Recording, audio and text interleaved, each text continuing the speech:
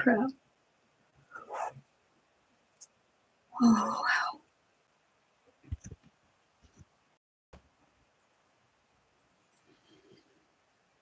Yeah, no puede ser.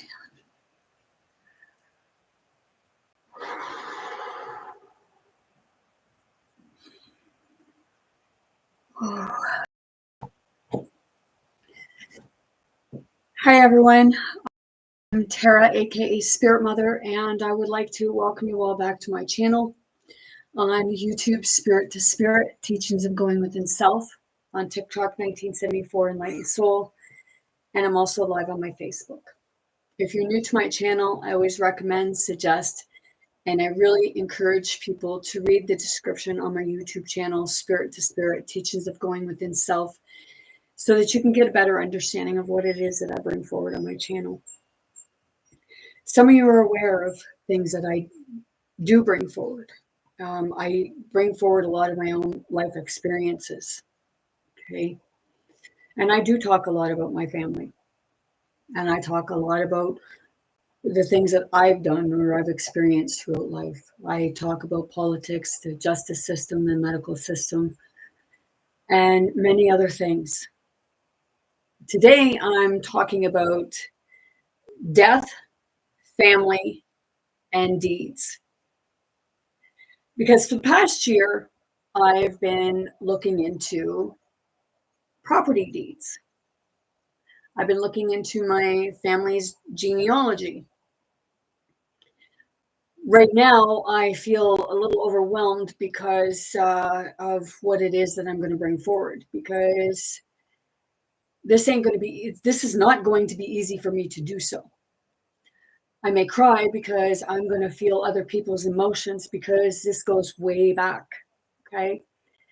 And I've just really the past 6 months, I've really been getting into looking into this more because something just didn't make sense. I remember back in 2002, I went to my grandmother's funeral and something had transpired to me before I went there. And after the funeral, I had approached someone. And that person told me that it was none of my business. So I left it at that for quite some time. But see, when I started connecting with spirit, I started connecting with my ancestors. I started connecting with my grandparents. And I thank my grandparents, my nanny and grampy. I thank my lawyer because my lawyer was the one that, gave me the encouragement and the skills. And first and foremost, I thank Spirit for this because they all came to me in spirit. If you're wondering what qualifications I have, maybe I'm not a lawyer. However, I do have qualifications for things. In 2003-4, I took my paralegal.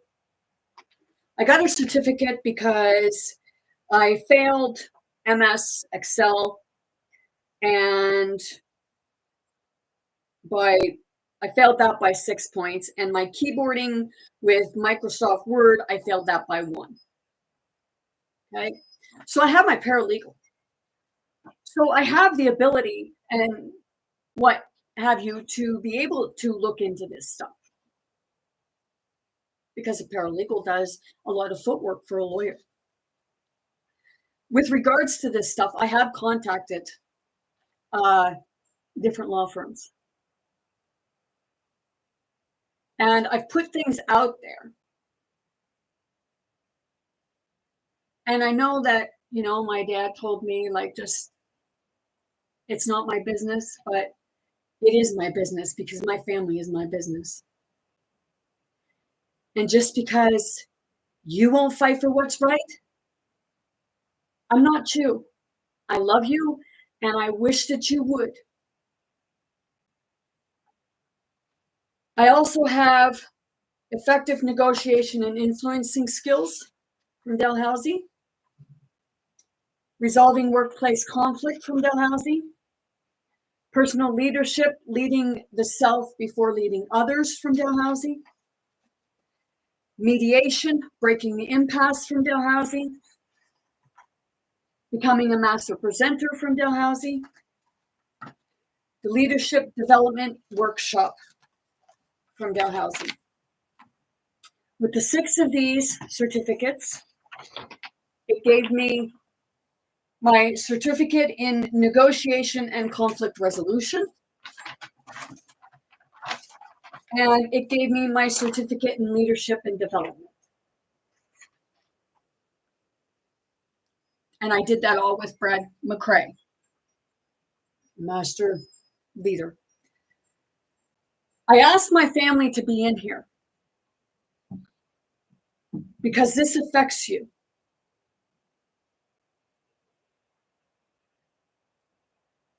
See, what started this all was that the day of my grandmother's funeral, my dad didn't go to the funeral.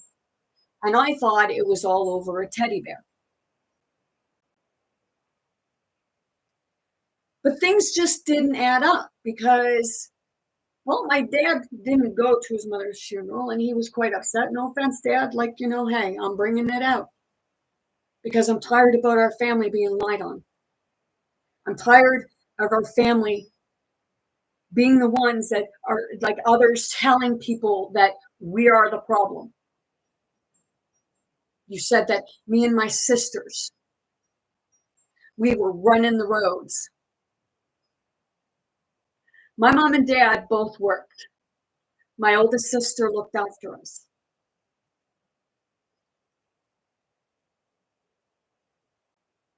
And I remember back when I was 2, I don't remember. I remember my family, my parents telling me that when I was 2, I overdosed.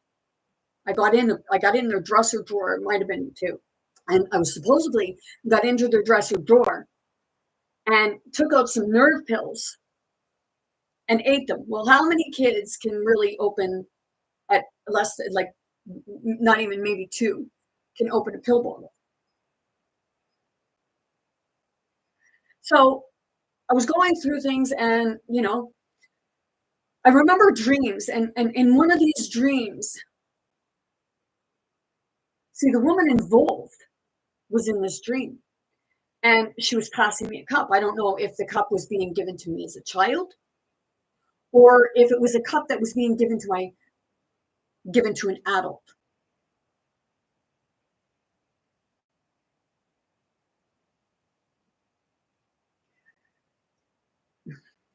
So I take all that stuff as synchronicities. People are probably thinking, well, you just get on with the point. Well, it's not that easy because I can feel some that already want to shut me down. And it's like, this is going to, this is probably going to put a target on my back, which, that's fine. You can't make an enemy when they're already your enemy. So I started doing some digging. And I started doing some digging into my grandfather's deeds. Because there was actually a big lot of property, hardwood land, that was supposed to be left to my dad and his eldest brother. See, my dad's under the impression that it was sold to somebody else, which I actually also have that deed. And I also have the deed of the property that was given to my grandfather in 1945.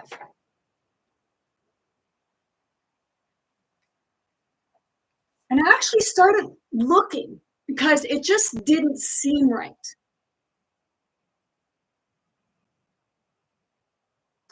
So I started looking at this deed. Okay, it was a deed that was said to have been done up in June of 2002, 4 months before my grandfather died of cancer.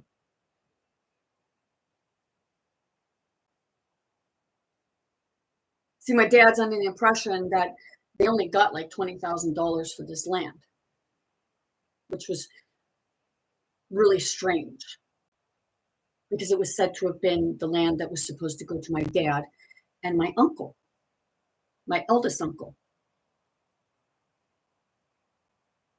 It was my youngest uncle that told me to mind my own business. So I got looking and I got digging even more. So I went to find out like the list of deeds that, people had got from my grandfather. Shit.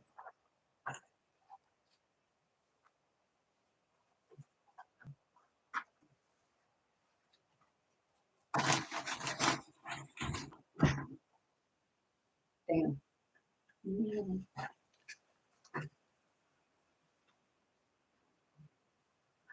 I thought I had it right here. Okay. Now,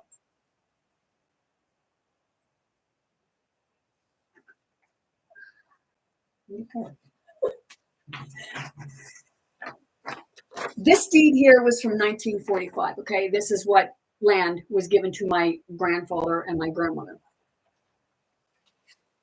And this here is the property that my grandfather sold to people. And I looked through the deeds.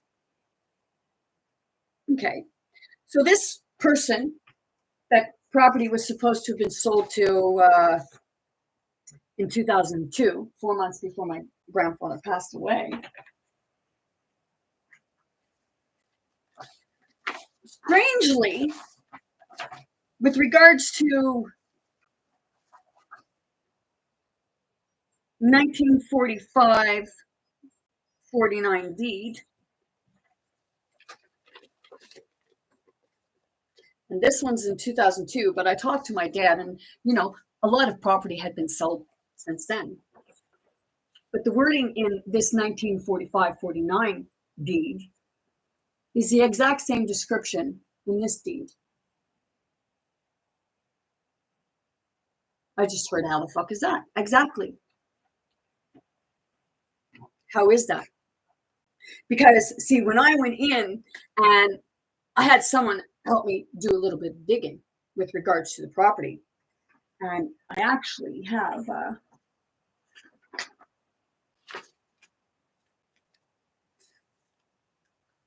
thing right here, okay, with regards to property. Because, see, every property over here I looked at, it was a different name. Okay, none of the names in here.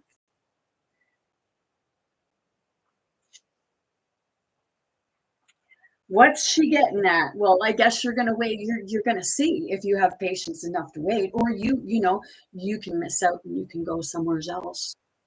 But I do encourage my family to just wait. So that's the same right up there.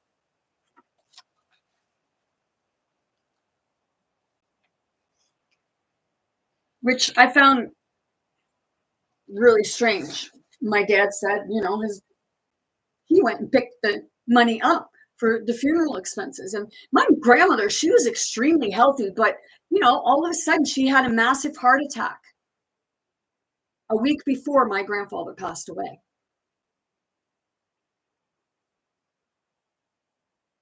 They died within a week of each other. See, I know my dad has a deed from my grampy because I have it right here. But see, when I look on this, for his eldest brother, there was no deed to him. Okay. And I got thinking.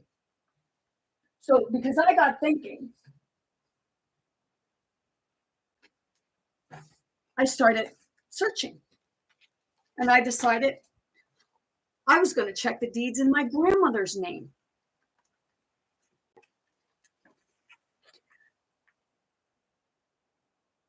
So when I checked the deeds in my grandmother's name, I found my eldest uncle, the other uncle that Hardwood Lands was supposed to be left to. See, I had one person tell me, find the stuff and bring it forward.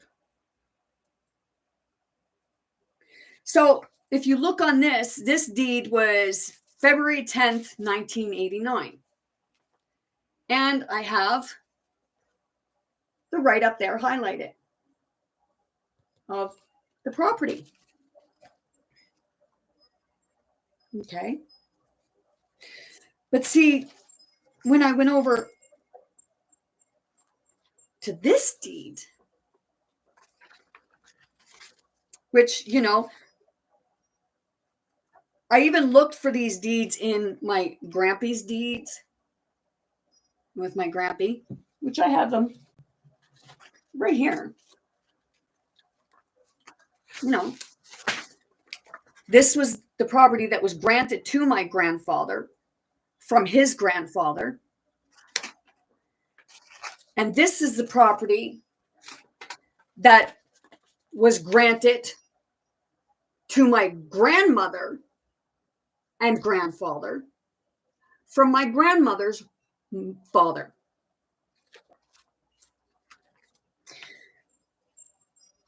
So I looked, and hey, with regards to the one that's,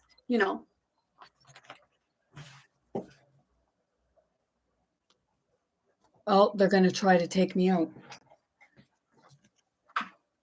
Mm-hmm.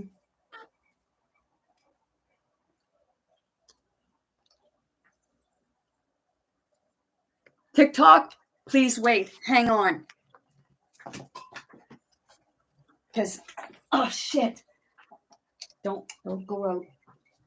Don't go out. Don't go out. Just sit on the thing.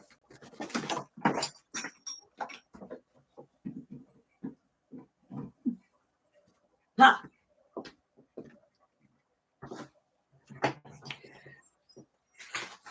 See, so, I didn't see my youngest uncle on any of it anywhere.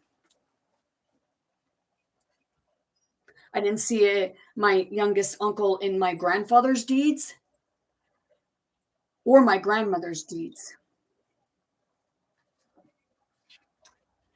But then I dug a little further. I got them to I got this person to look into the properties. And what, to my amazement, did I find? But 3 different properties. The one that my grandmother and grandfather was living in before they passed away. The one that now my cousin is living in, the land my cousin's living on.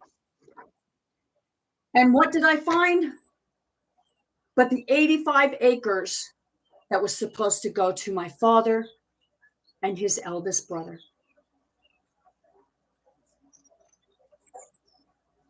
And I found it all in my youngest uncle's name.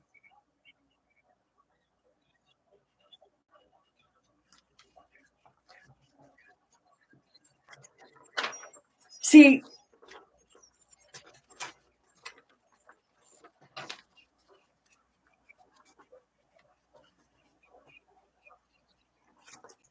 when I look at different things, and see, this is the only property that I found from my youngest uncle of what he actually owned was 5.10 acres.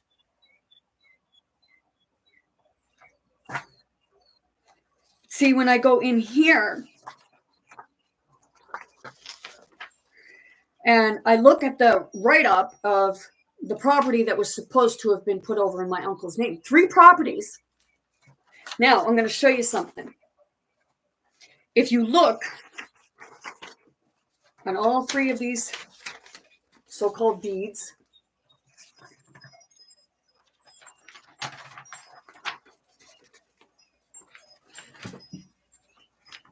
see the top numbers?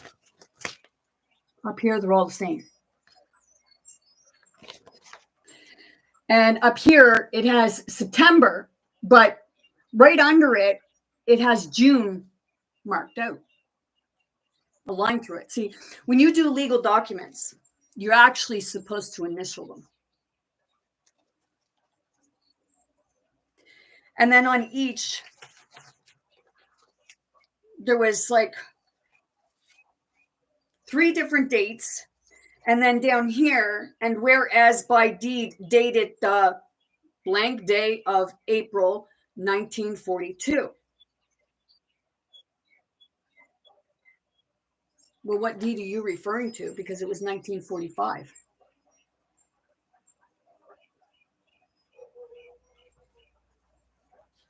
So this here is on every page. It's all identical. It's like somebody copied it all off.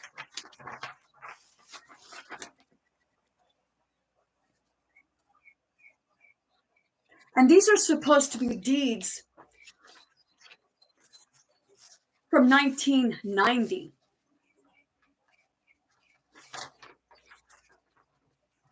And see, let's have a look at the write-up on this one. These are all the same, and they're supposed to be for 3 different properties. See, this one's supposed to be for this one, which was the house that my grandfather lived in.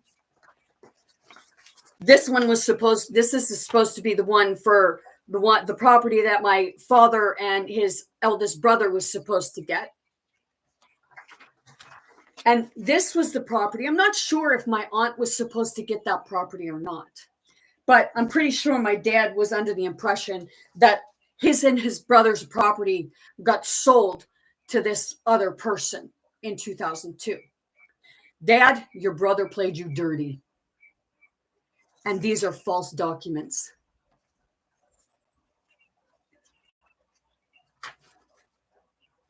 Now,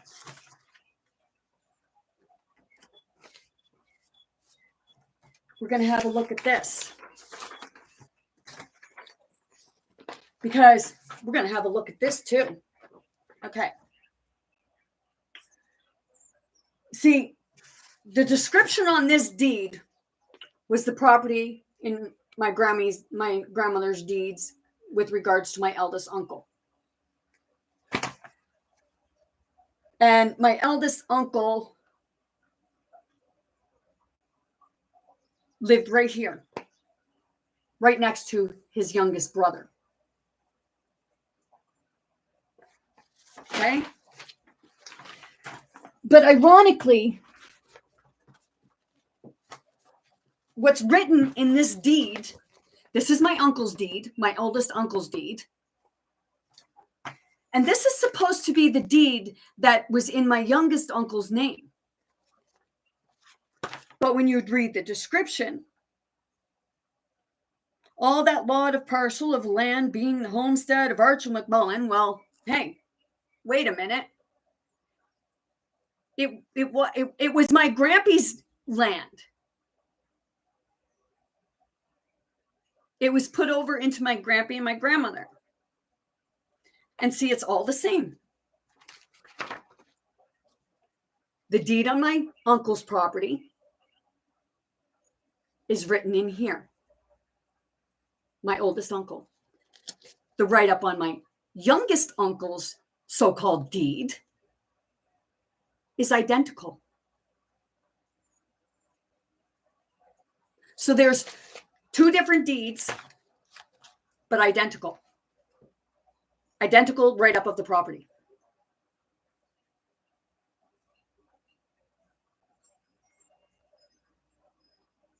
So does that really make sense to anyone? Like, I know that, like, there's ones that are trying to cut me off right now and trying to say, oh, well, you know, she's crazy. She's making this up. No, I'm not.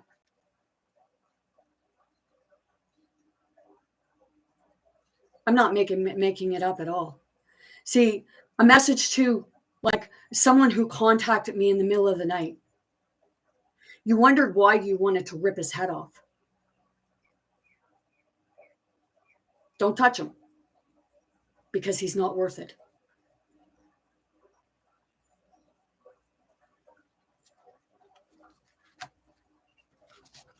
I'm going to say it, you're a low-life piece of shit. You'd fuck your own siblings over.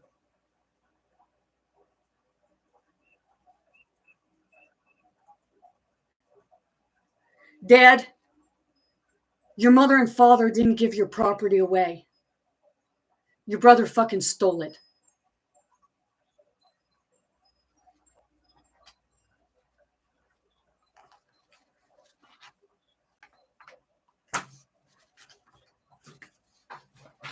And then, when you look over on this one, you know, my uncle supposedly sold some property to the people that lived next door to my oldest uncle and basically across the road from the other side of my father's property. Well,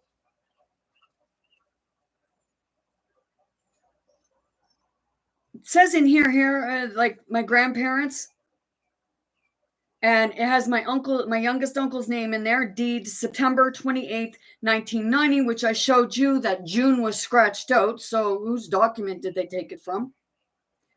Which is recorded at the Registry of Deeds. Okay. It said that my grandfather died in 2002 and my grandmother died in 2003. Which they both died within a week of each other.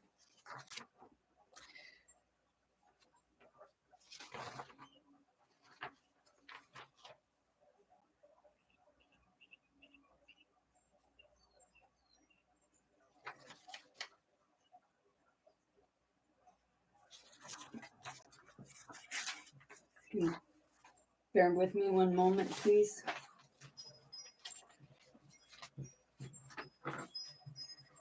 Mm-hmm.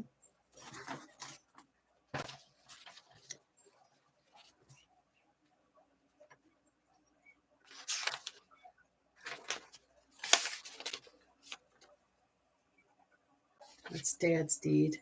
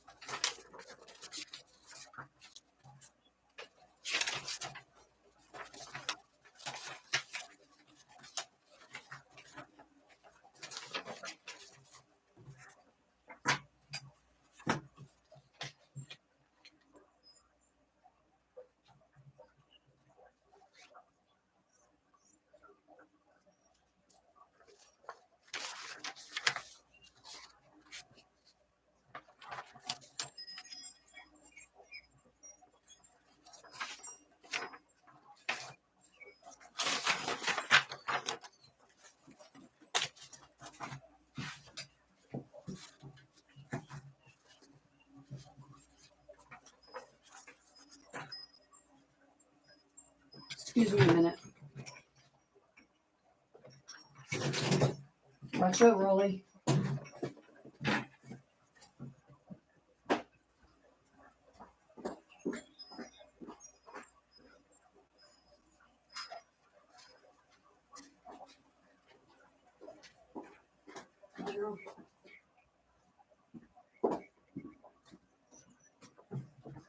And I can hear the laughing.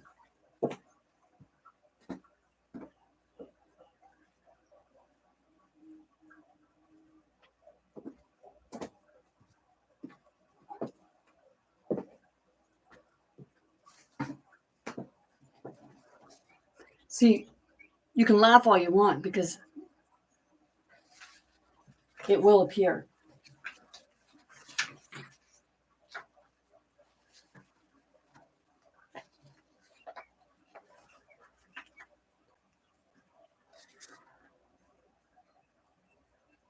Oh. And see, the weird thing for this, there was 2 stationary declarations on my grandfather's stuff for 2003 and 2005. Well, my grandfather was dead. I must have been.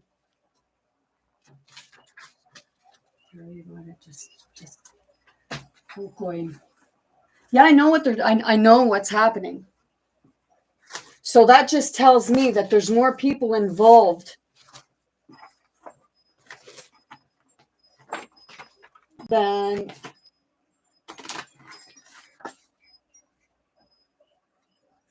what we were aware of.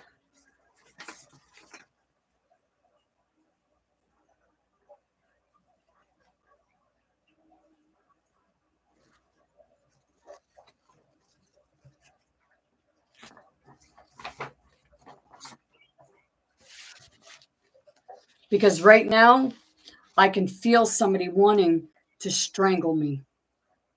And just so you know, it feels good.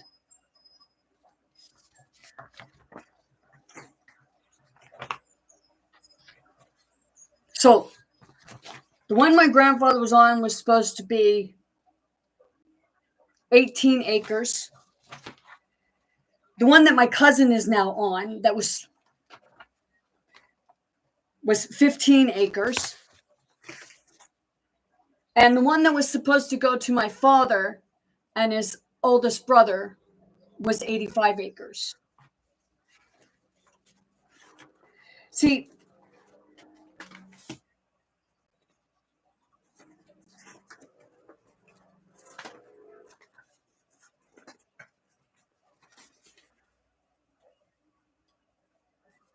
where is that? That's weird.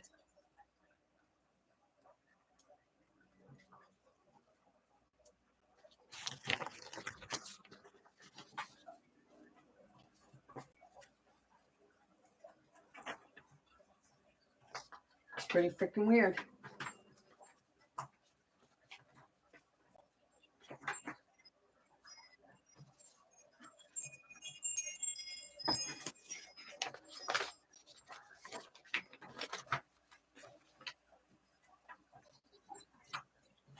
I'm just getting things sorted out here.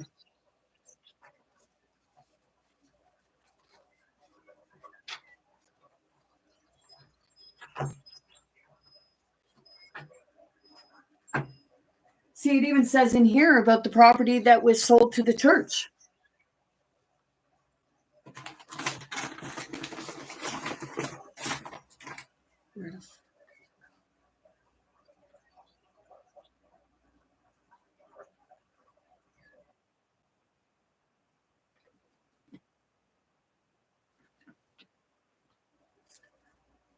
Do I believe in magic? You're freaking right, I do. I believe in witches and warlocks, and people say, well, you're crazy. That's what they want you to think.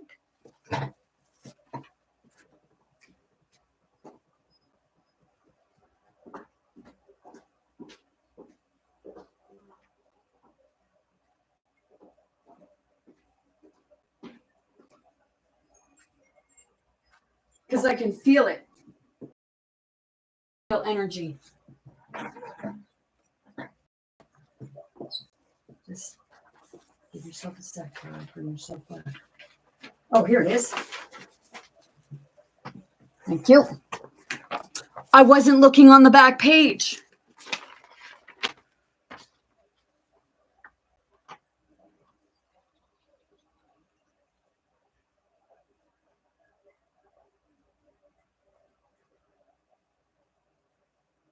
See, I'm not sure if it's there or not, but there's a signature here, but there's nothing below it. Which in every other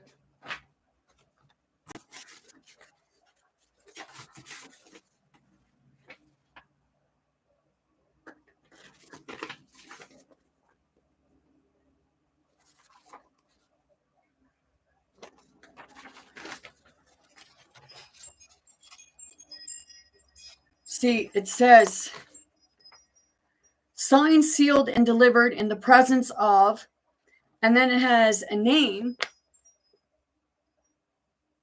but no barrister's commissioner of oath stamp or nothing. And on all my uncle's deeds, like some people say, well, that doesn't matter. Well, hey, whether you believe it or not, my grandparents were leaving me clues. Because on here, they have written M-E or E-N, and it's I-N, and some people may say splitting hairs. Well, did you ever do up a legal document? Did you ever do up a legal document? And they always tell you, people, I've read about this, hey, like, can get missed. Okay, yeah, it can get missed.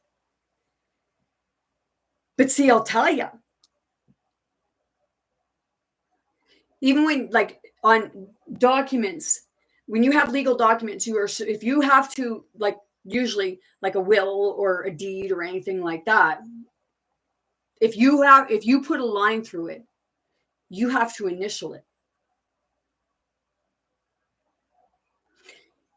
If you have a will, I had a will and I burnt it. It's not a legal will anymore. I destroyed it because I didn't look over it closely and see that it had someone else's name for my mother.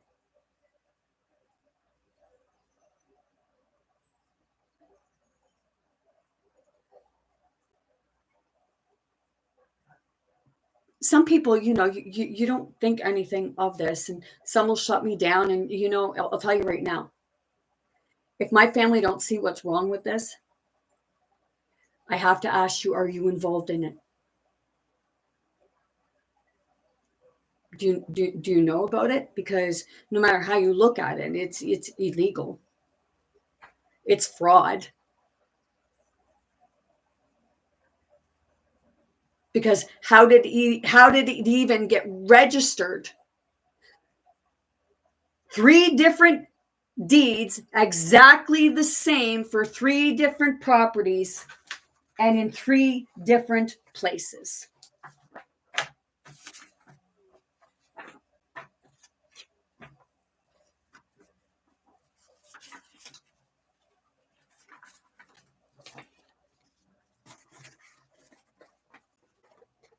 See? So if you look at this,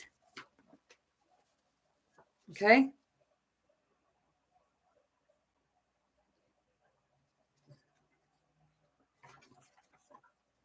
Okay. So this property here on that side, see? Then this property here on the opposite side of the road, but it has three the exact same descriptions for the property. So that's those 2. And then this one here, well, that's on a totally different road altogether.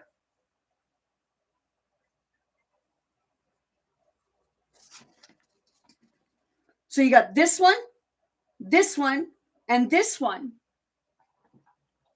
This one, and this one. And all 3 of them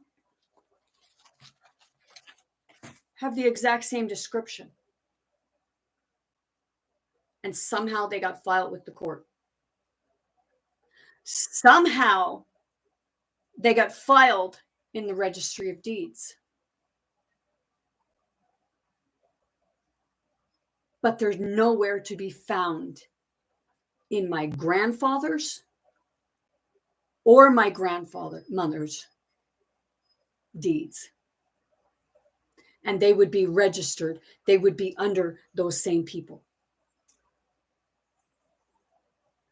But it was done in 1990.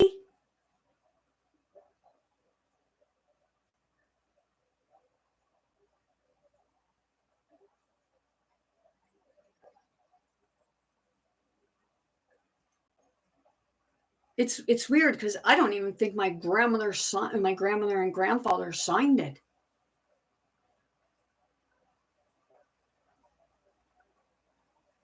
Is that the back of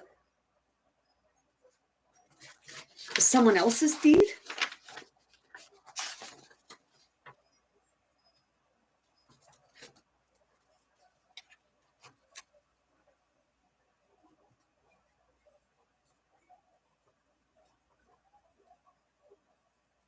See, because I've never seen 3 deeds identical to one another with 3 different properties, 2 on the opposite side of the road from each other, and 1 on a whole other different road.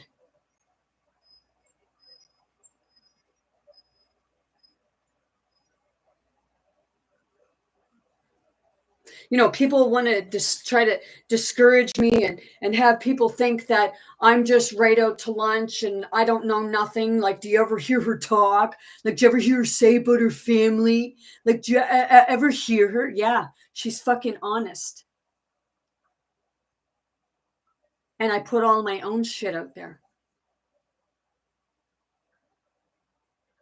I've never had property.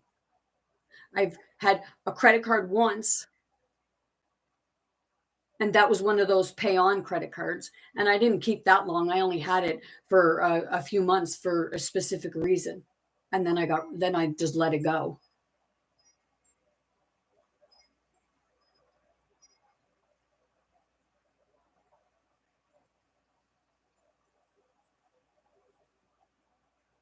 See, I always thought that when you took something like that to a law firm, because it was strange, because I contacted another law firm at the beginning of this, and I said about, like, I wanted to talk to them. Well, they had to find out first who it was about, then they wanted to know the name of the deeds. Name on the deeds, and I told them. Well, for some strange reason, they weren't getting it. Like he said, it wasn't coming up on the computer, but I found it no problem. And they're lawyers, they have property online. And then right in front of my face, and another lawyer, it wasn't there. I was like, what? That don't seem right. And see, the law firm involved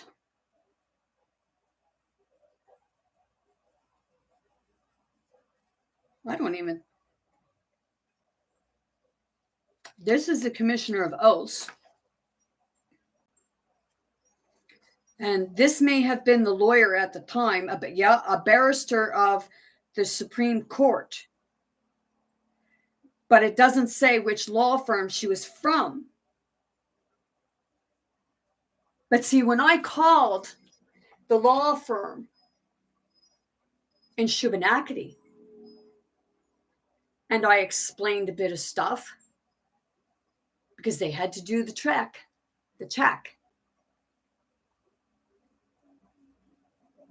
They asked if I knew my grandfather's birthday, and they asked if I knew his middle name or something like that. So I told them that, I'll give you a call back, because they told me it would take a few days.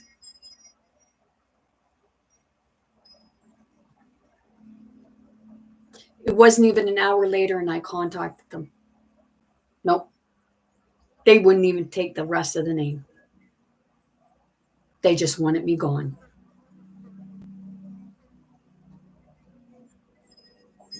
But see, I always had a bad feeling about that law firm.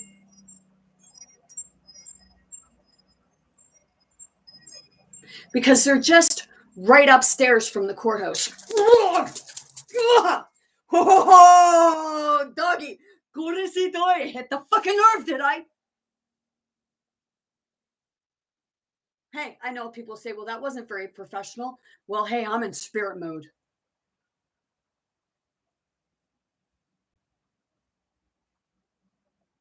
It wasn't very professional of you to do what you did, was it?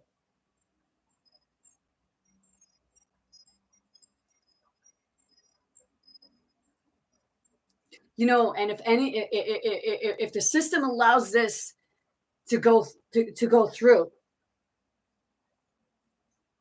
I don't understand how, because I have the deed that was for my great aunt, my eldest uncle, that is identical to what my other youngest uncle is saying that he fucking owns. And my eldest uncle's deed was in 89. My dad's deeds were in 86. And the stuff was supposed to be, the hardwood lands was my dad and my eldest uncle. So what property did you sell?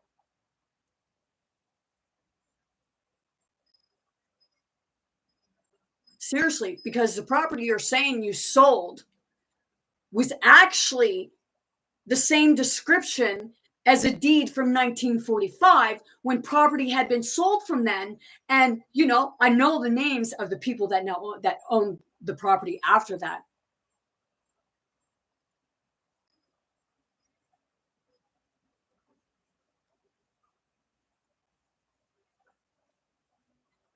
See, I know there's a foul play here. And I know that my aunt was really inclined to get that house, because once she got it, she gutted it.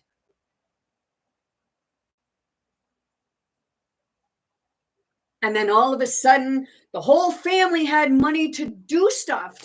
My dad figured, oh, the mortgage. No, he didn't get a mortgage, because I looked into that. Do you have a pension? Oh, maybe he had a pension.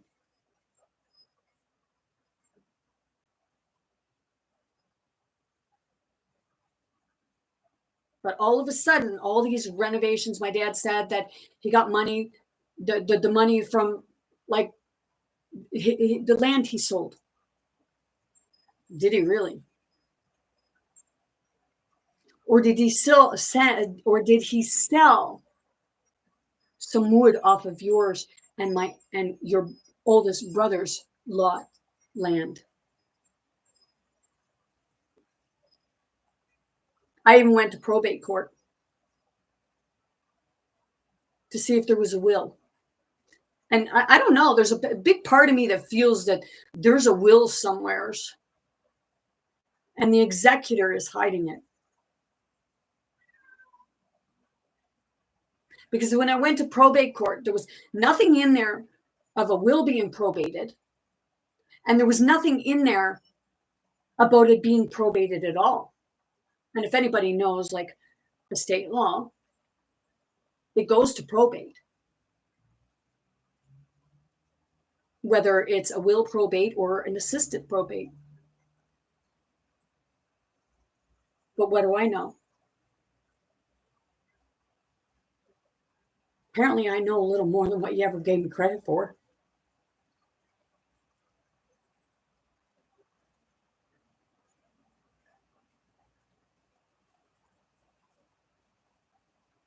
But you know, I'll tell you right now, if you let this slide, then I'm going to have no other alternative to believe that you were in on it.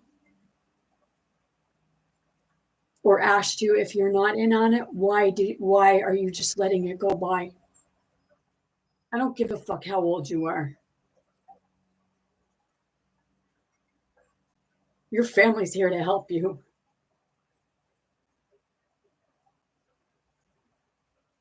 That was your wealth.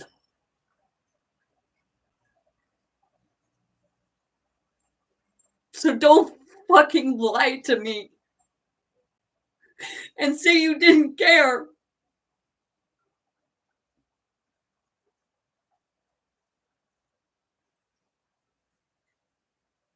If I didn't care about people,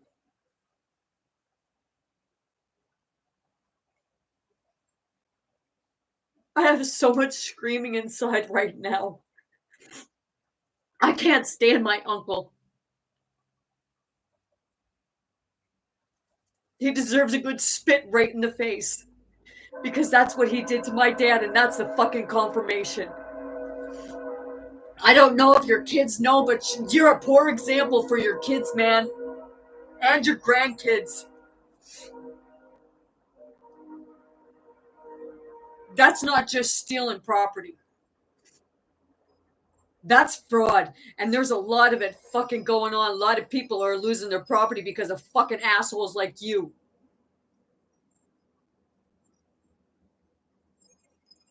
You deserve to be behind bars.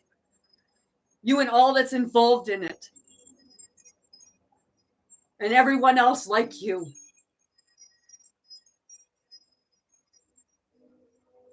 This is my family. Fuck around with me all you want.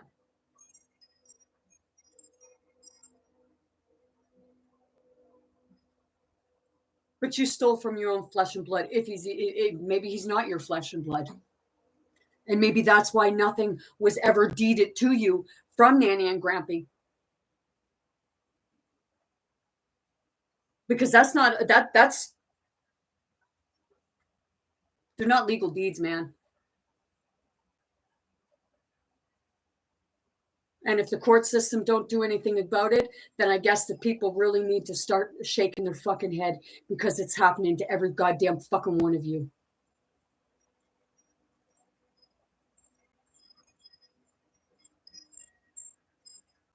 I know what my grandparent and what my great grampy and great Grammy, what my both my great grandfathers owned, and what was given to my nanny and my grampy.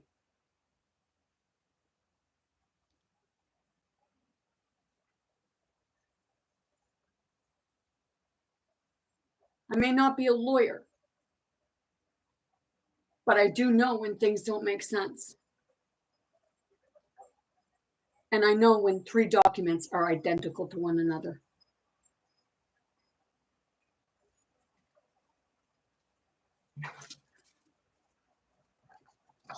Let's see, the 5.10 acres that you own, that my uncle actually owned, he didn't even buy it from my grandfather.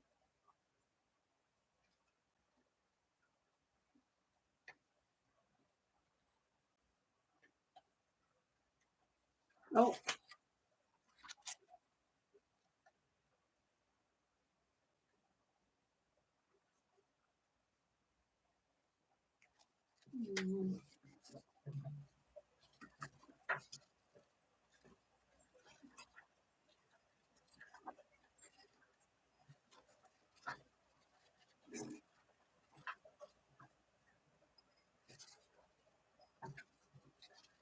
And see, when I looked up that uncle I'm talking about,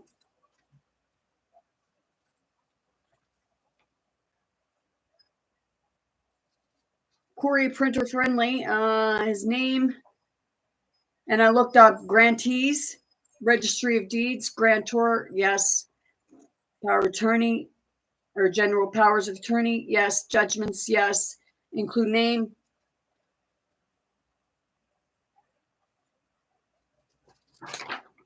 These were the things that I got.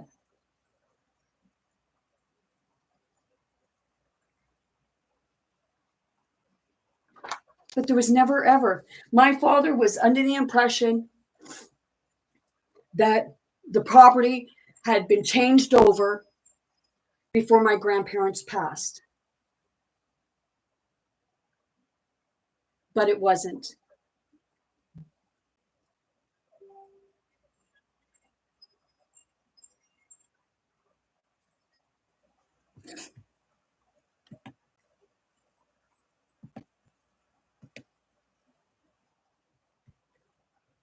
So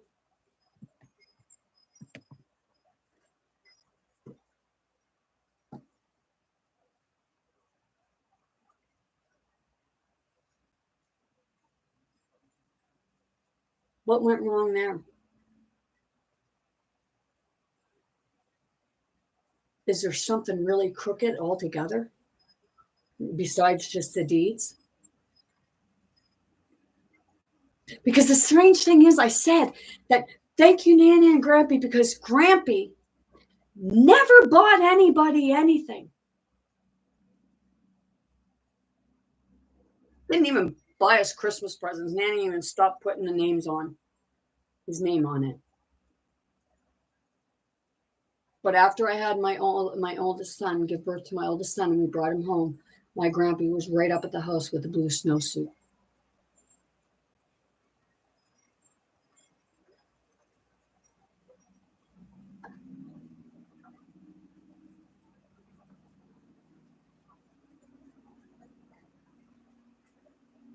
See, Dad,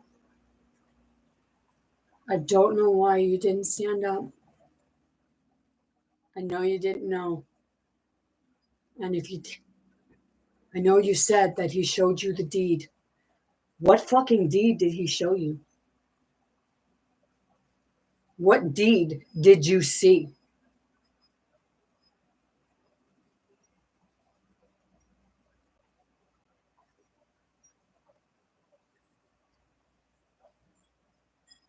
And see, the thing is,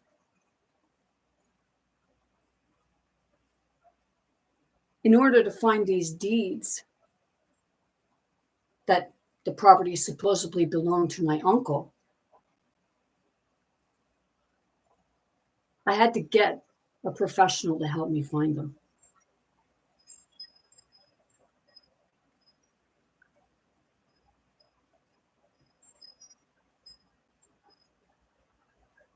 See, for those ones, we had to look up on the PID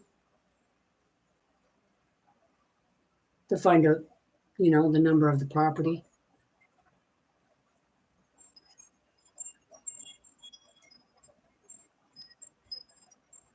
And see, I know that they cut the views off so I can't see.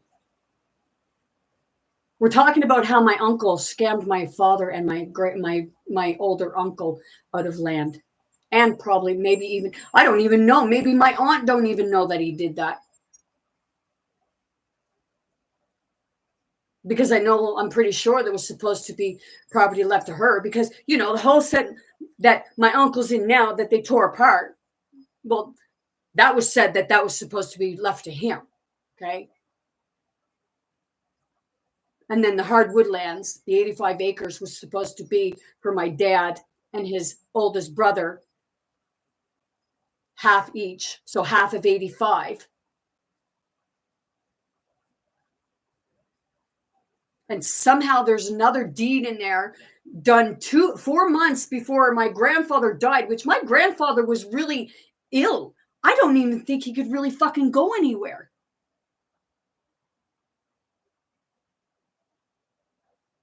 He died of cancer. When he went in the hospital and I went to see him, I didn't even fucking recognize him.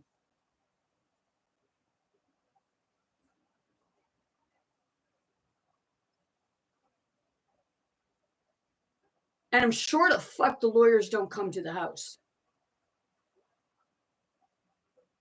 And I can feel heart racing right now.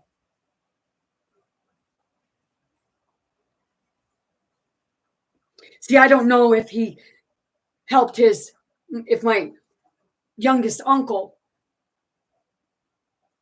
helped his son get a place, but hey, it's pretty strange that all of a sudden everybody's coming into all this ability to build houses and buy them. Because hey, I know that a trailer wasn't put on a piece of property and a well and everything like that dug for 45 grand. And there were no mortgages either. The only one in that family that had a mortgage was the son. Because I looked into that too.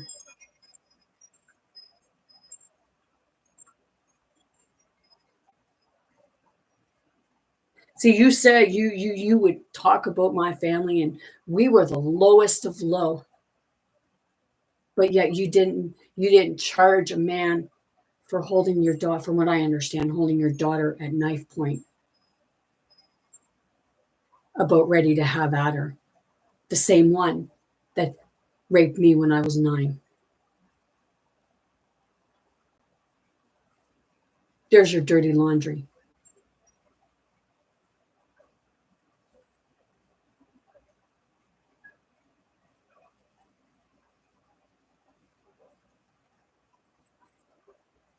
You know, your oldest brother even knew that you fucked him over. But they figured, what can we do? There's nothing we can do. That even come out of my dad's mouth. There's nothing I can do about it. But yet, you lost everything you had, and don't say you let it go freely. And this isn't to shame my dad, because my dad did whatever he could to provide for his family. He worked 2, 3 jobs, and my mom worked a job. We were even young going to help him.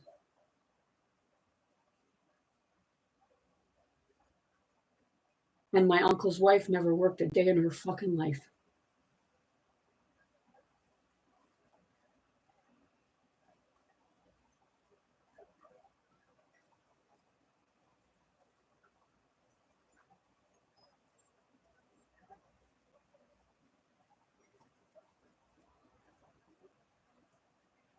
I know there was foul play.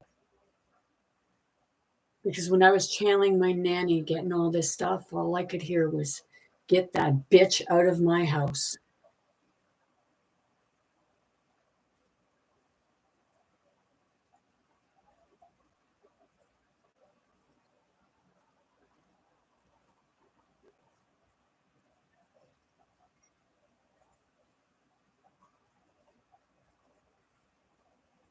We weren't running the roads.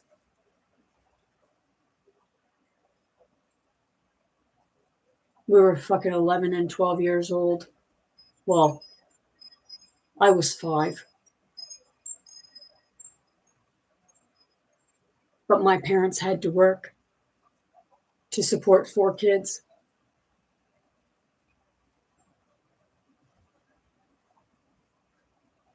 And I'm proud of my parents for that. Things may not have been easy in our growing up, but by fuck, our parents worked their asses off to get us what we needed when we needed it. So I may come on here and tell people about my family and what I've been through.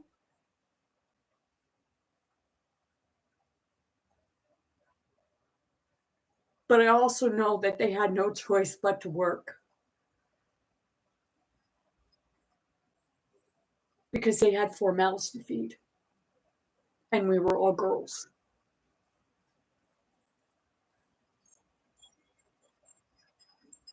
And my oldest son came later. But we all were basically gone. My dad even told me that, when all of us were at home, we could afford steak and everything like that.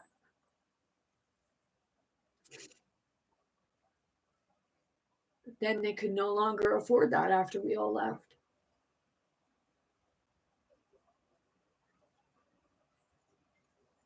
And I don't know how many people around there used my dad and mom.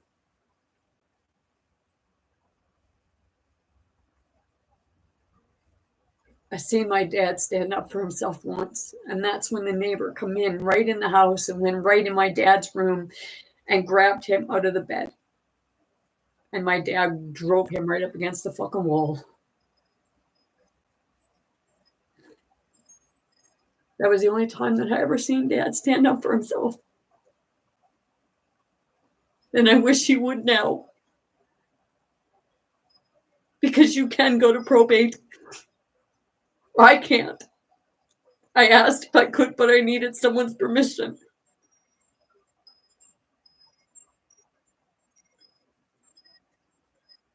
To me, it's not about the money. I don't give a fuck about the money. I give a fuck about my dad. And how he is sitting in a fucking senior citizens complex just between 4 walls. But he should actually be traveling the world. That's what he was going to do with my mom. He retired to go with her. And they didn't get to. because she fucking died. My dad used to, like, take the money and say, fuck the bills for now. We're going and doing something. Which I say, hey, yeah, right on.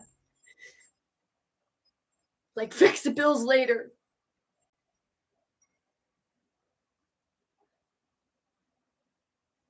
To my youngest uncle, you're a fucking bastard. And you do deserve a good hawker right in your face.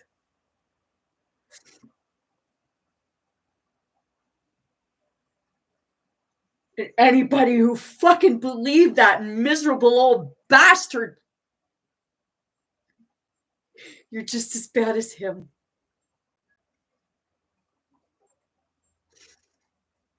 To my youngest sister, do you wonder why your cousin doesn't call you to see her baby? You wonder why your brother tries to avoid you?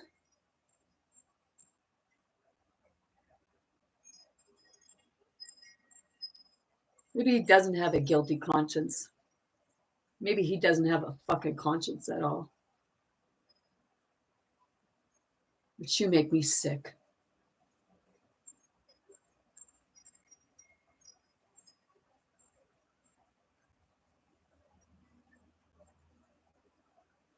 So to my cousins and their father who died,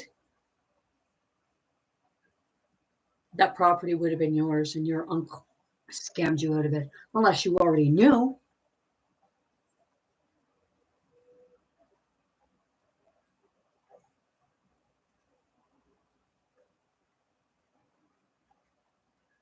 What do I know? I'm just the one that's been looking into it for a year now.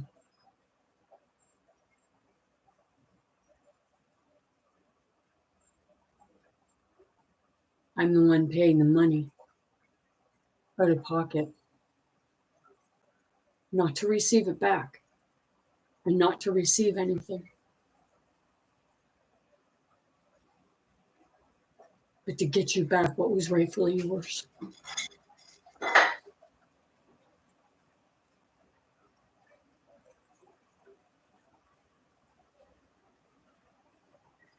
And I'm not the only one that said that you were done dirty, Dad.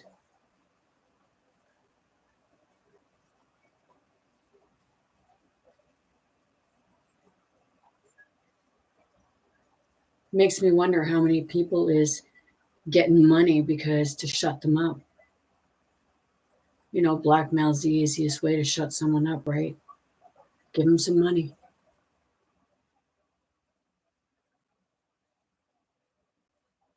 Because I'm sure the fuck you didn't sell 85 acres of hardwood land for $20,000.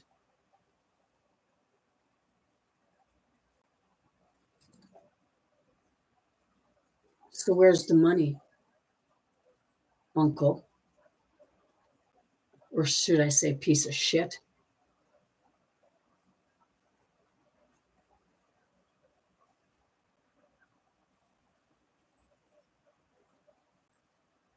I'm not going to fucking grovel to them.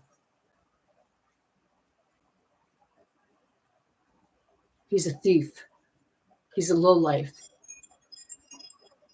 And acts like he's fucking king. Or mayor.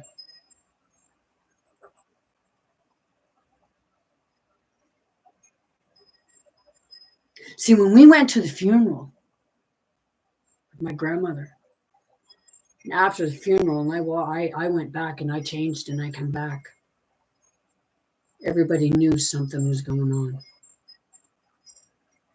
Because every one of the people that were standing around him, they scattered.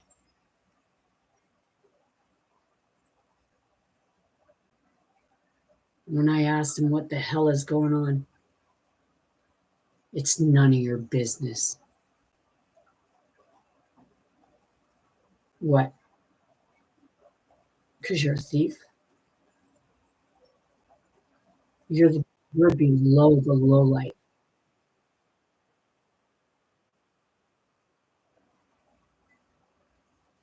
And if it don't make people sick to their stomach,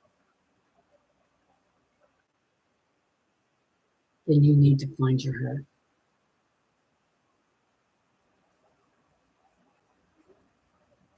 Because that was your wealth too.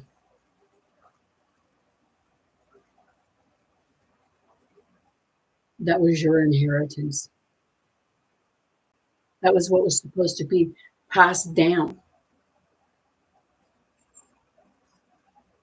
Because I'll tell you right now, with that, you know, I know my dad could have had a house and he wouldn't have been living in a building where, the government building that they don't take very good care of.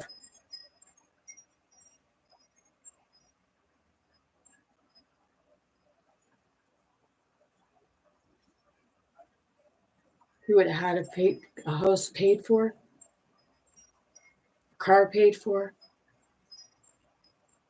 and he would have been able to do his traveling.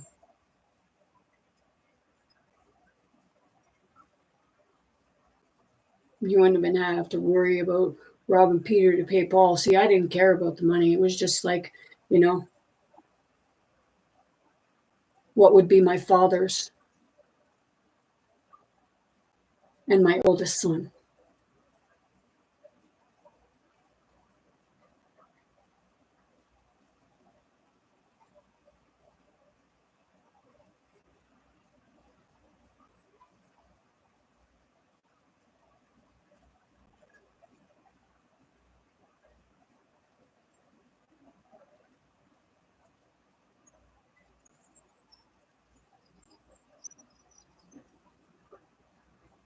It's like, holy shit.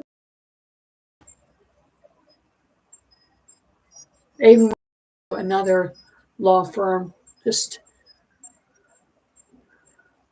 a week and a half ago. And the lawyer in there, his eyes damn near bugged out of his fucking head. Glad it didn't work for you. I'm glad I left the law firm before you got in there when I was working.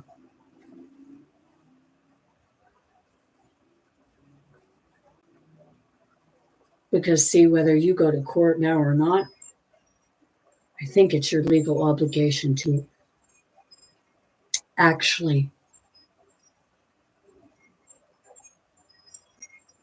find the fraud.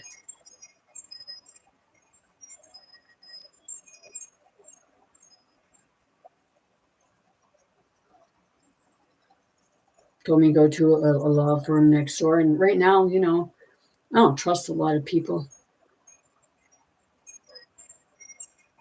And why don't I?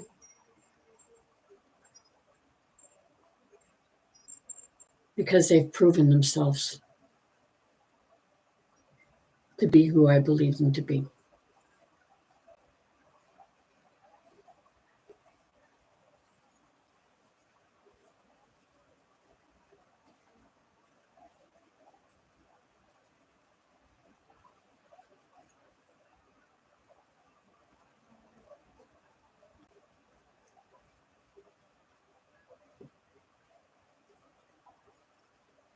And right now, my body is just sitting with it, and I feel expansion. Like, it's like someone's throwing something at me, and then it's like I feel the firing off, and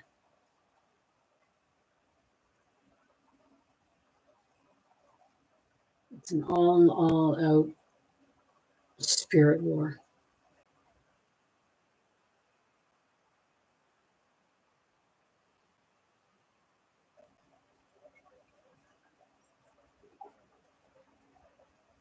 You stay biblical. But it's spiritual. It's finding out the truth about the system. See, the thing is, it's not something others don't know, but you never think it's going to be your own family member to do it to you. At least you hope it's not going to be.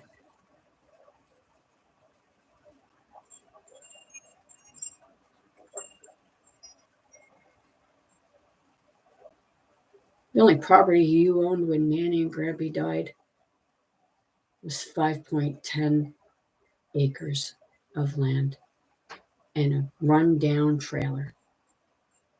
Pure trailer trash, right? As you like to say about others. And to my cousin, no, not saying your trailer trash. You got a nice little trailer there, but hey, did you know what your father did?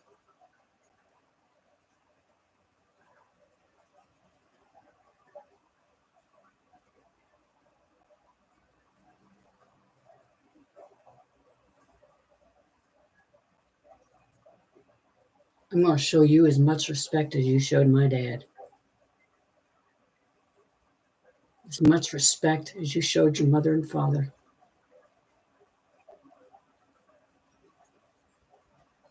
Because you even frauded your own parents.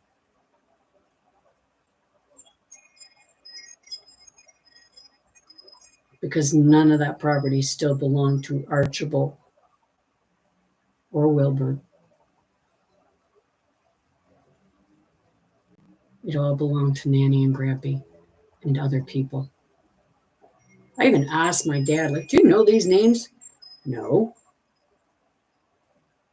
I even asked him, like, well, where's the property that great Grampy owned on Nanny's side? And he said, and it's like, okay. It's like, hey, to my youngest uncle, I think my dad would know a little bit more than you. You're a poser.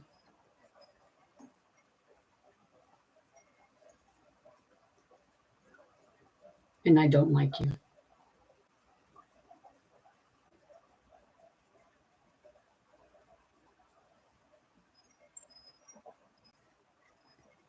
So, hey, nobody wanted to do it. Maybe you're all in on it.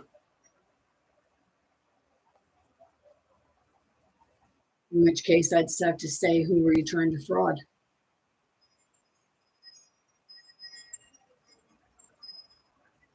But I honestly don't believe that my dad and my oldest uncle was on board with it.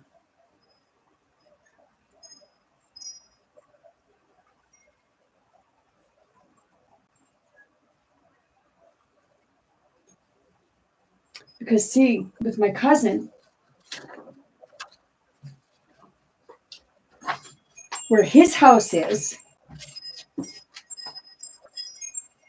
with his father, okay? Now, let's go to where his wife had bought it. So I have that here too.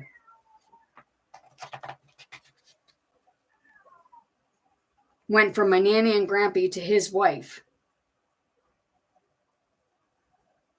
which was really odd. Because I thought it was the property, the house that your father owned that you were living in. So that other deed must be the land, the part of the 85 acres. And this other piece of property is something different. Because right here, the deed is in your ex-wife's or your girlfriend's name, your daughter's. This is your kids' wealth too.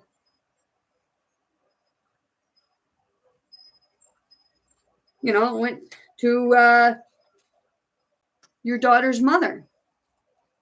That's what it says for the sale.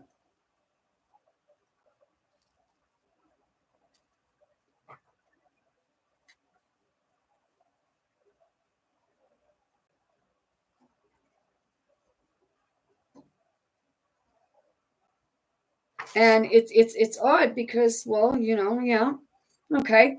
This deed here was in 99, and this one was in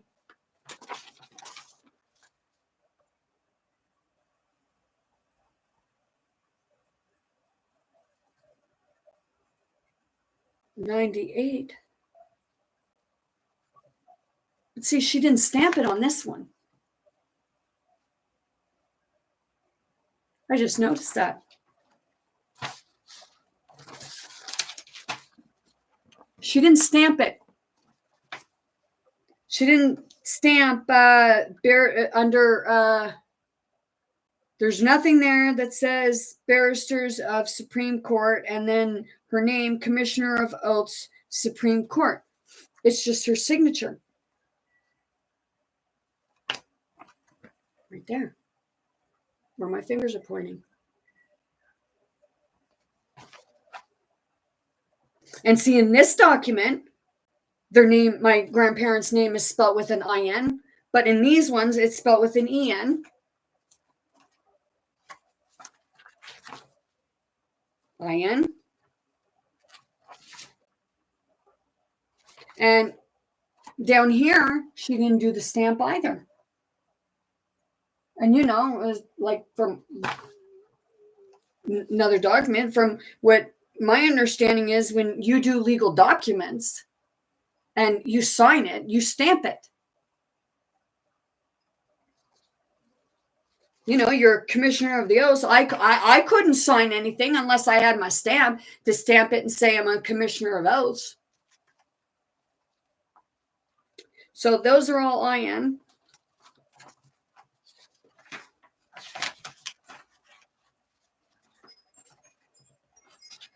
And on these ones, they're IN. Strangely, on every one of these documents, my grandparents' last name is spelled with an IN.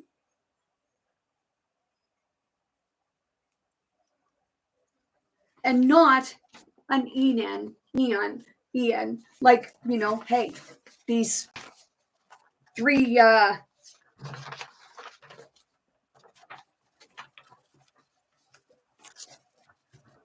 deeds here. Well, shit, even on the guy that the property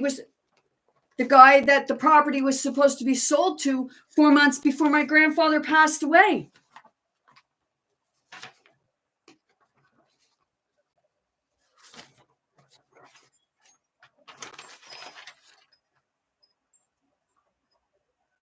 But it's not the same commissioner of oaths. It's a lawyer that was at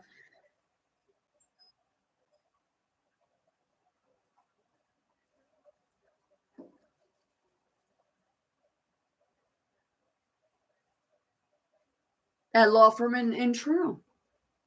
His name's there. But over here, there's no stamp.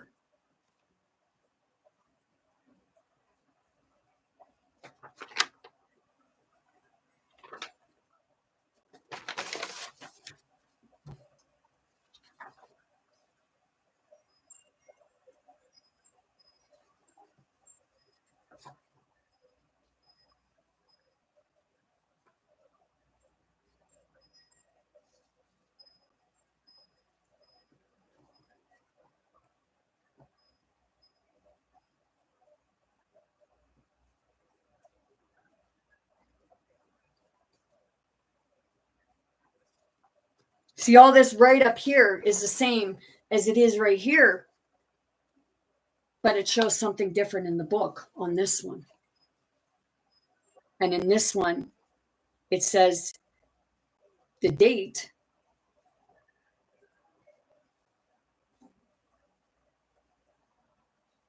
See, in November of 57, I believe right around there, that's when my grandmother's father passed away.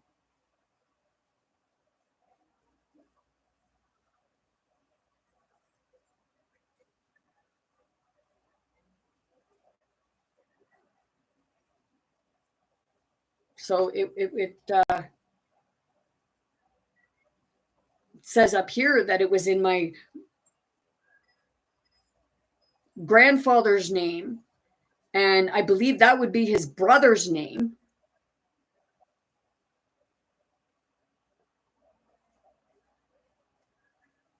But this here is a 1957 document, and this one's a 2002, and it's saying that the same people own the property, that the property that's supposed to be sold is adjacent to.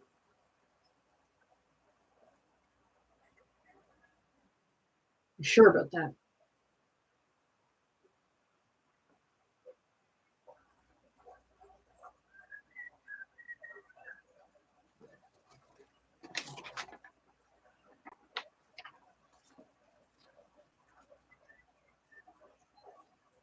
See, the strange thing is on these two, before property was sold to anyone, there was a stationary declaration.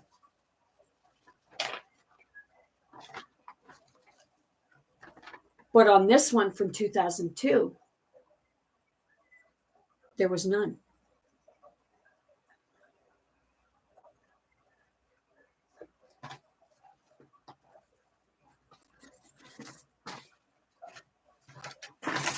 I have my qualifications.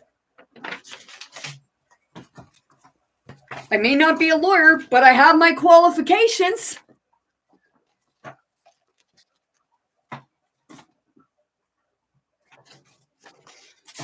But see, maybe this implicates a lot of people.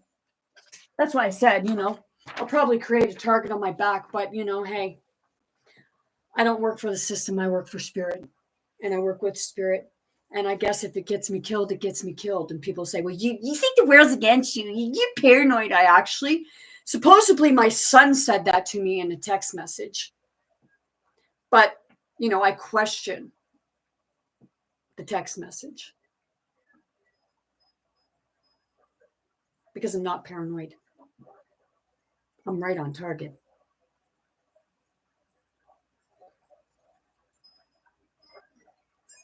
See, I don't just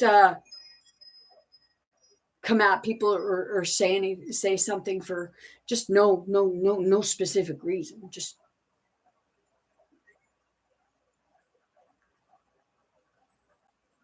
I guess it's that part that maybe spirit's saying you're given the chance to do what's right. You tell these church people, they tell people, right, repent. Why don't you redeem yourself? Why don't you do what's right? Give back all that you stole.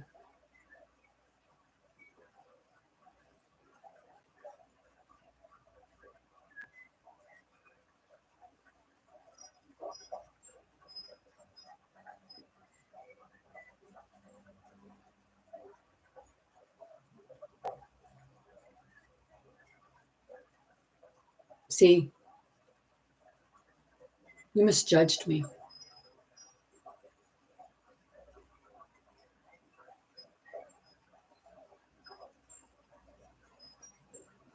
In the ways of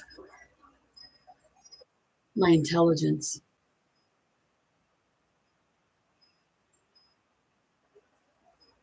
You just thought I was a dirty little girl.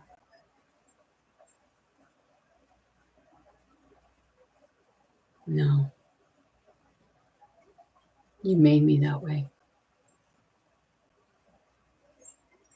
Because you lied about me.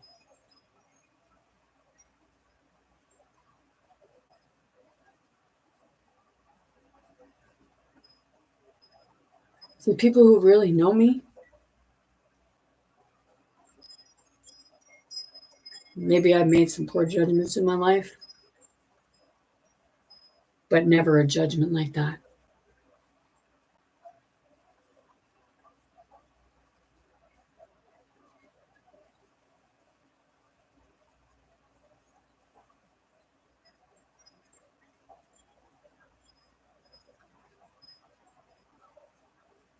I don't care what pension you get. You didn't get enough pension to gut a whole house, build a big garage,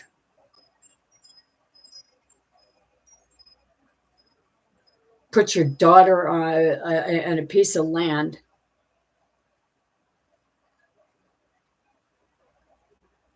you stole from your own parents and your brothers, and possibly even your sister. Which do make her think that the property was sold too.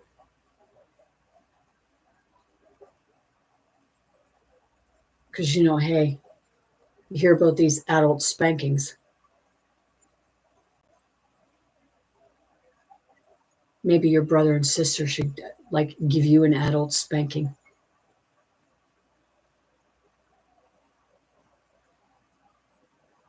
And I'm not talking about beating the shit out of you either.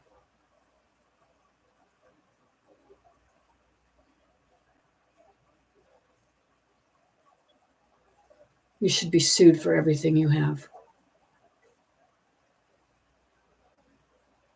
You should be stripped of it all. And you should be sitting behind bars. Because that's what I would do.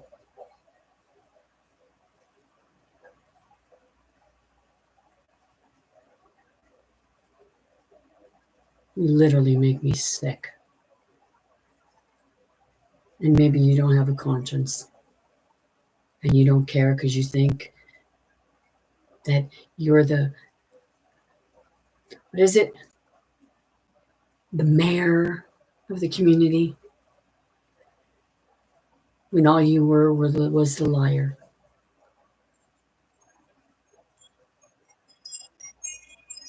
I know a few people like that. But they have more integrity than you ever had.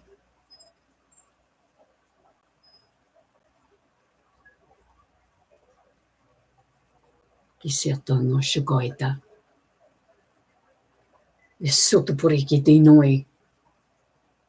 Don't know what I'm saying? Go ask Spirit.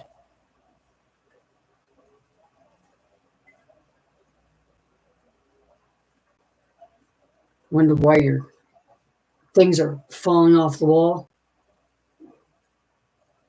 Hey, it's not great, Grammy. Maybe it's Nanny saying, get that bitch out of my house. Because maybe Nanny knew more than what you thought she did.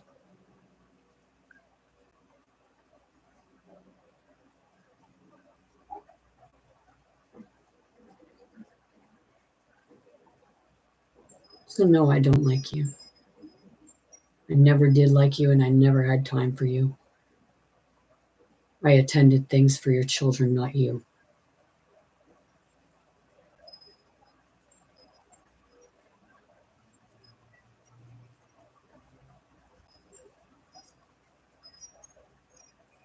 Now your own kids would talk about you.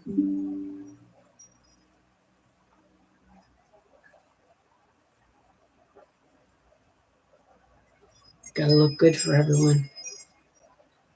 Keep that facade up, right? That's what a witch does.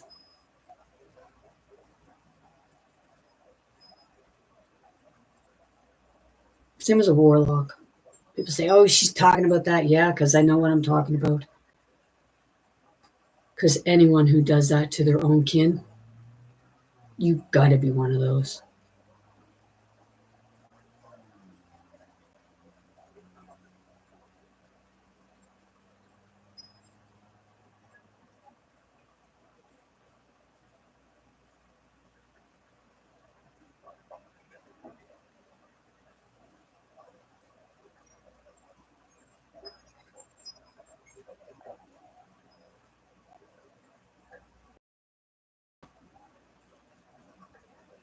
So maybe you should give, because I hope to God you don't get away with it.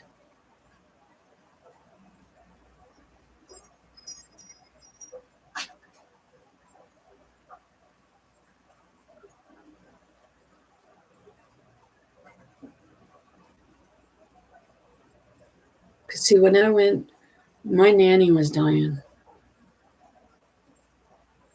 And I went in there.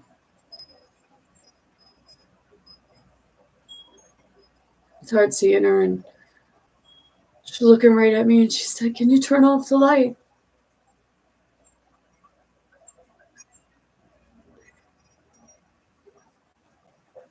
And every time I leave the room, her vital signs would drop. Whenever I come back in the room, they would rise. When I told her that I was leaving, but I'd be back later, she smiled. She said, you will? I said, yeah, Nanny. I'll be back later.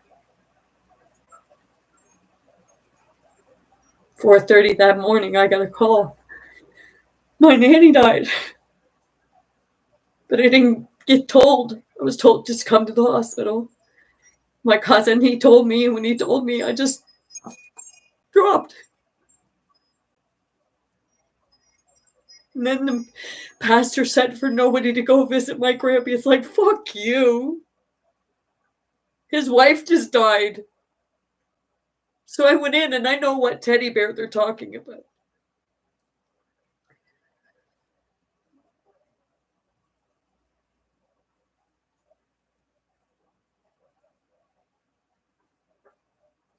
Because when I went in, it was my first time seeing him. I went to the nurse's station. Like, where is this person? They told me the room. I went there. I looked in and I didn't see my grampy. My grampy weighed like fucking 300 pounds. He was a big man.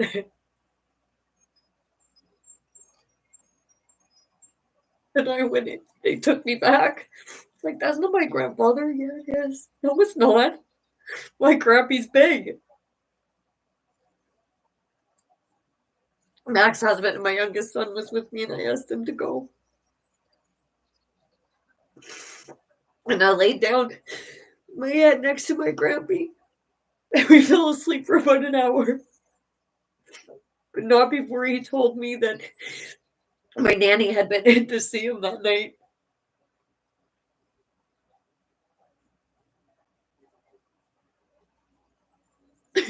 I said, oh yeah, what did Nanny have to say? He said, oh, it's gonna be okay. It's okay, Harold. It's okay now. She stopped to see him as she passed by. And when my grampy went to the funeral home, Max, her husband, heard him up at the casket talking to my nanny and said, well, I guess you beat me to it again, you old bat.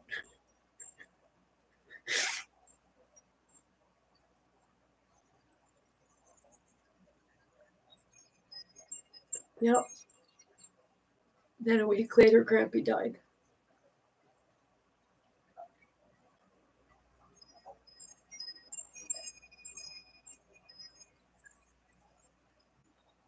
And since that day that my uncle told me it was none of my business,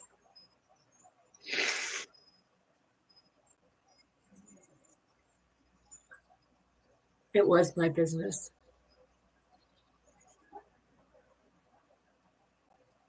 Because my father was upset. Because he thought something that was not true.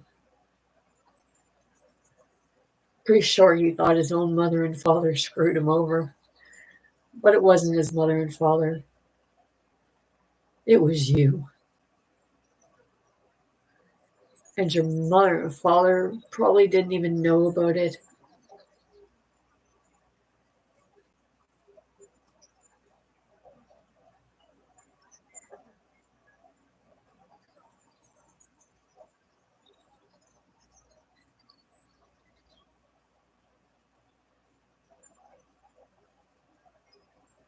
Because the land was probably discussed. And whatever deed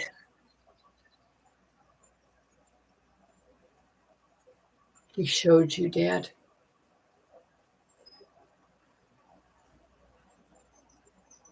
if it's the three that are the same, I don't believe they're legal.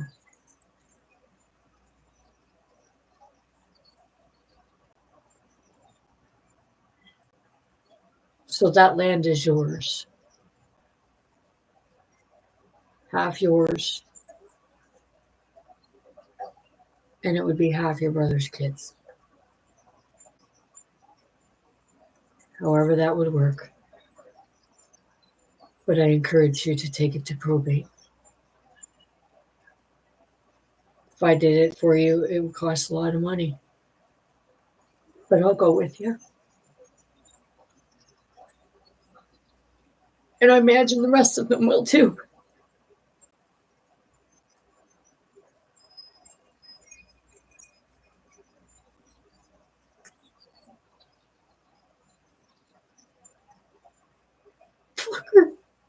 Fuck.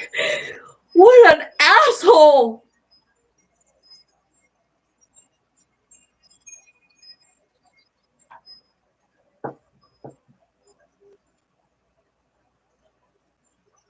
You should be made an example of.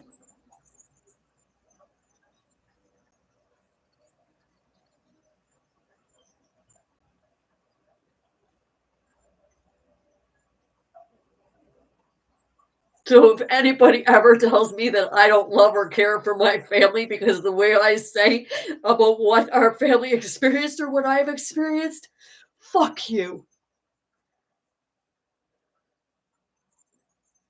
Literally, fuck you. Because then you don't know what love is. I've spent countless nights, hours, trying to sort this shit out.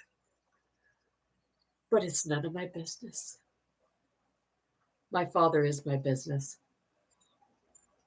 My family is my business.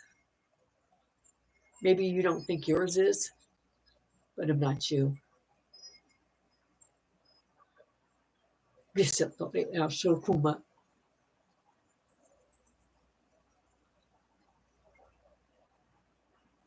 remind me of Donald Trump.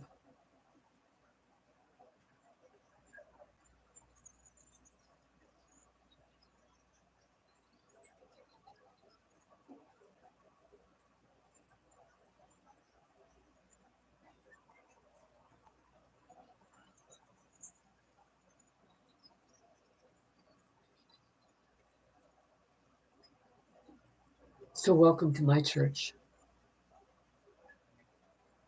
Because it's the part of going inward. And when you find that inward, this is the things that you start finding out because Spirit brings it to you. So to the one that said, I don't want to be like you, what's wrong with being like me?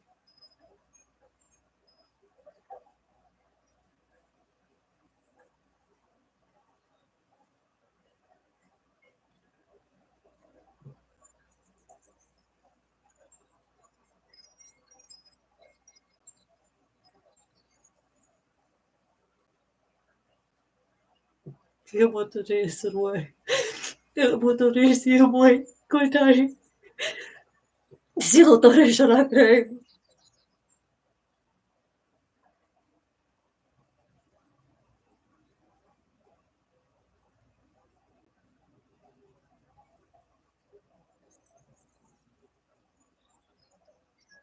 Like a fly on the wall.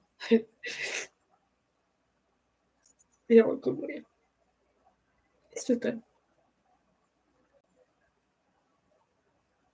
So maybe I'm not always fucking professional.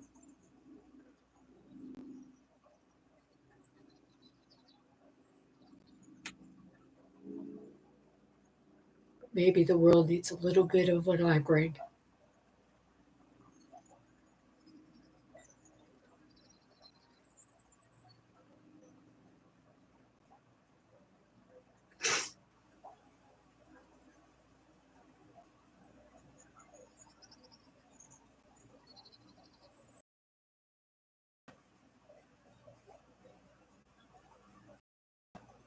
Right now it feels like someone's touching my leg.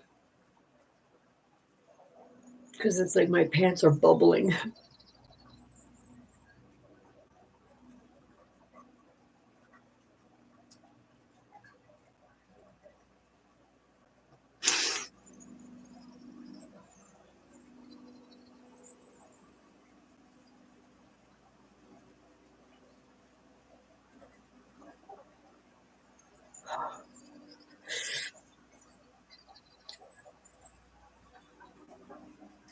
Maybe with things like this, maybe,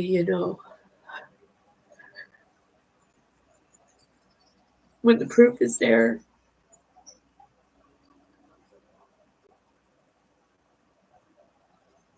it's beyond circumstantial. Maybe if the person is your client or was, maybe that should be thrown out. Because if you are defending a pretty obvious criminal like that, then you should have your license revoked. I just heard innocent until proven guilty. They put my 7th grade Grammy's kids or nephews to death in Lunenburg on circumstantial evidence. They were the Bootler brothers.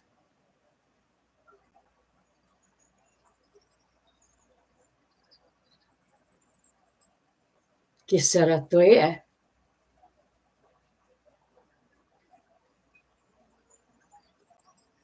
Do I look psychotic? Good.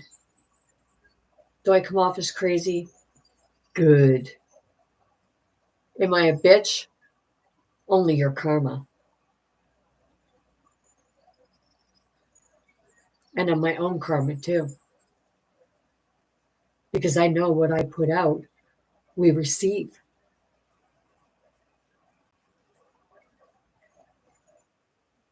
But I'm not looking for a reward.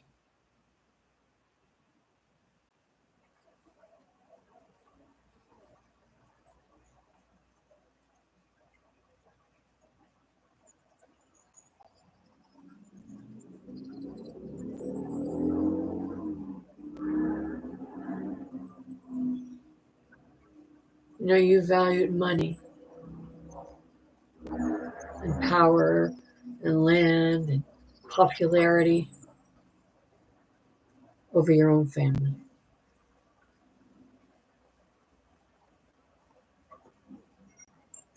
So if you do it to your brother,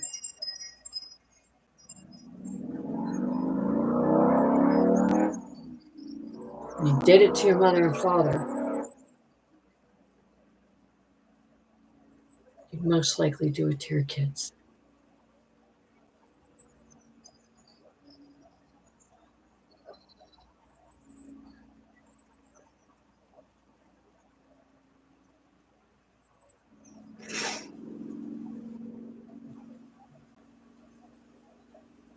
See, I know what family is.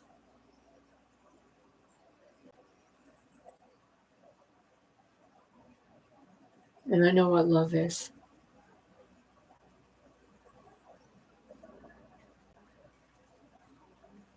And I know what love does.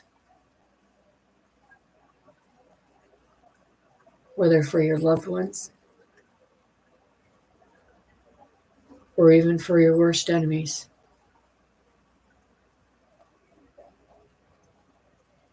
You need to find peace, man.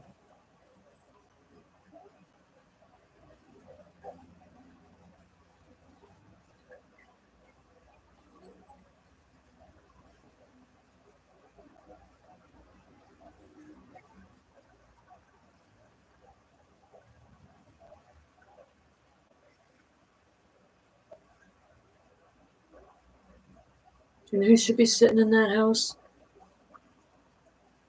My dad. Whether it was given to you or not, because it was never changed over.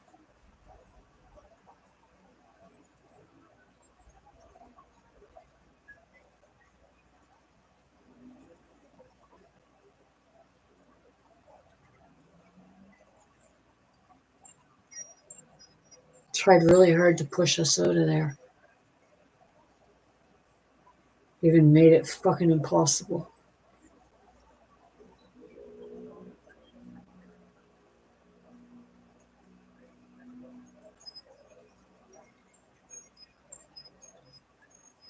See, I mean, if my tree that I planted there, it was healthy and now it's dead again and it's like crusty leaves like the fall. And I'm told it fucking died. Supposed to believe it. It just died when you look all along the side of the road and they just plant those trees. And I'm sure the fuck they don't go water them.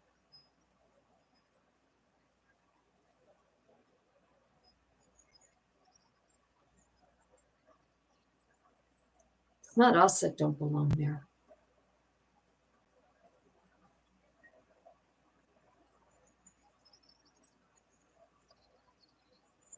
hey, better yet, maybe they should just sell off all the property and divide the money. And maybe, Merlin, you get none.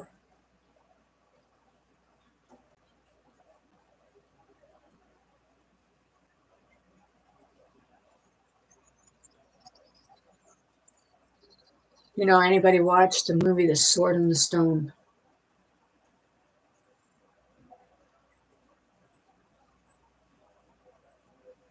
Merlin was the magician.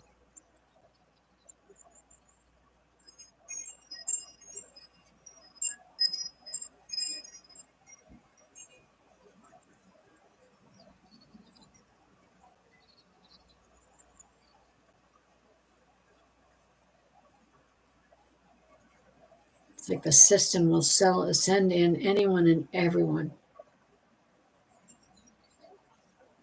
to keep someone like myself beat down so that we don't have time to find the truth. Because you know the others won't go looking.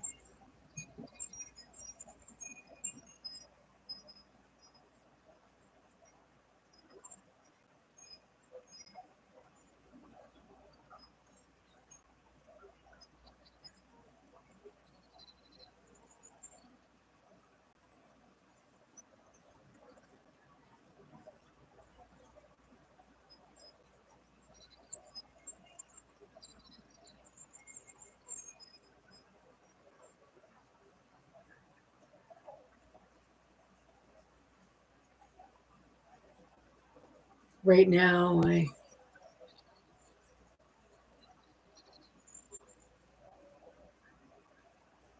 just feel like I'm surrounded by spirit.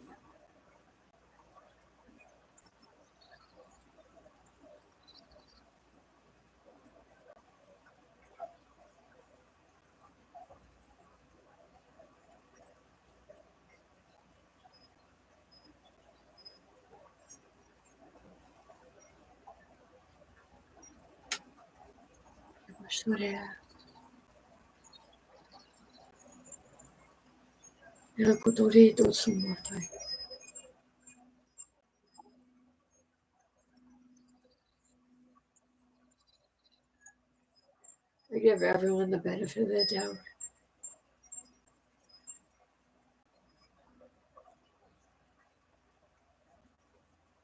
Even when I shouldn't. It's only because I see.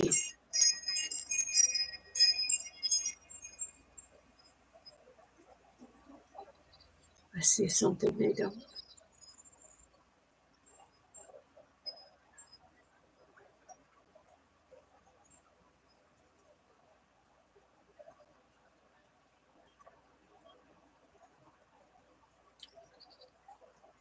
You know, no offense to my younger sister, but this whole relationship sounds a lot like mine and yours.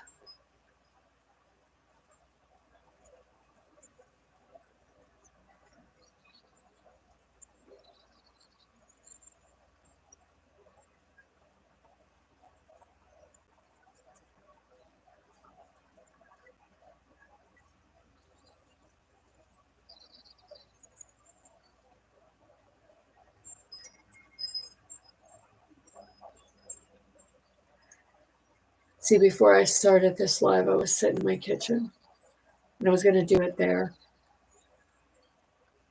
I was like, no. I like looking out my window while I'm bringing things forward because it brings me more in a state of being, just being with spirit, just feeling it all.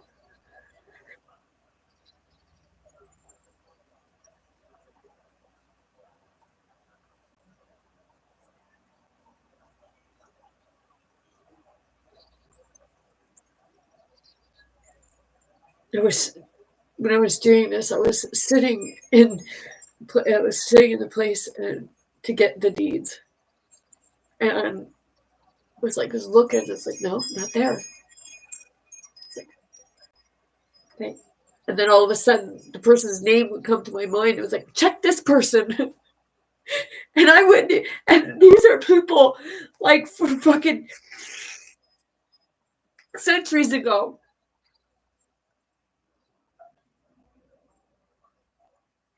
And Nanny, I was looking in my grandpa's deeds for certain things. Said to look under my nanny's name. And there were some there.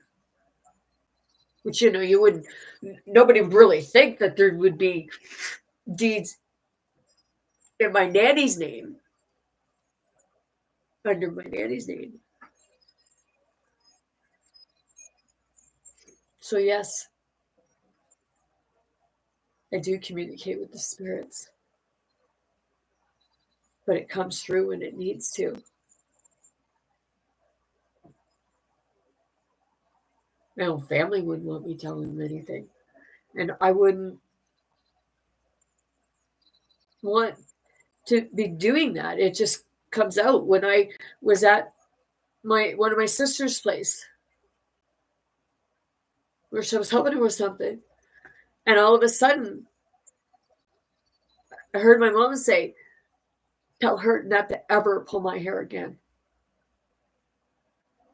And I looked at my sister and I was like, "When did you pull mom's hair?"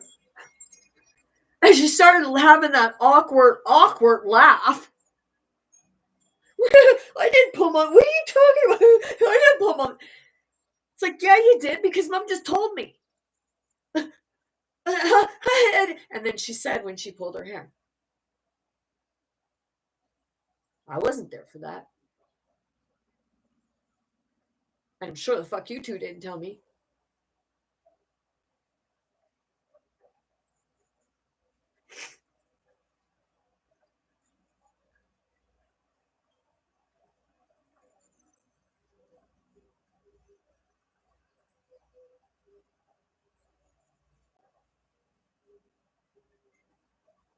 She always had the eye for detail. I may not have listened to my father and mother that much growing up.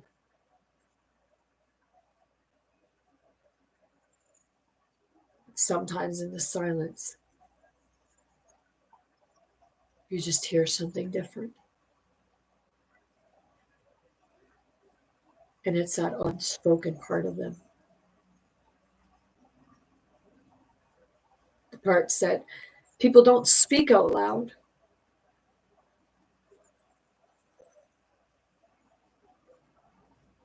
And it's always worried about what others will think of them. And it's that part, I don't care what you think of me. I don't care if you think I'm crazy, or if you go tell people I'm crazy, I know differently. But with all due respect, which, you never earn none. You're the one for crazy because you continue to go in the circle.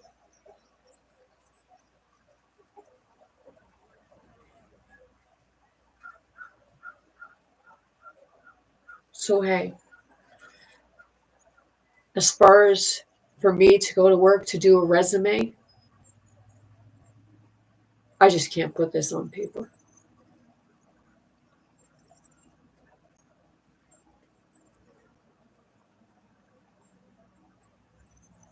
I don't know shit about the Matrix world in many ways to be able to say the names of things, because, in spirit, they don't have those names. Those aren't the words for them.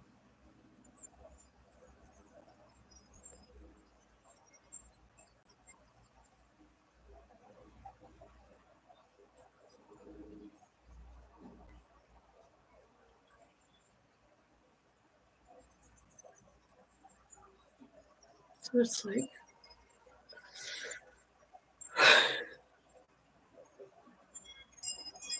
how do you explain this to someone in a page and a half?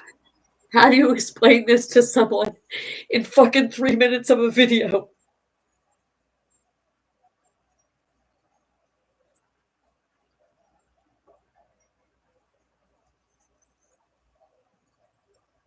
I may not work to get a paycheck.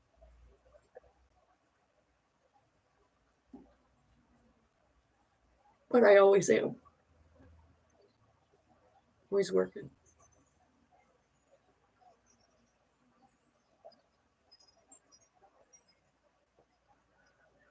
I could get laid in bed. And it's not about shutting it off because I don't need to shut it off.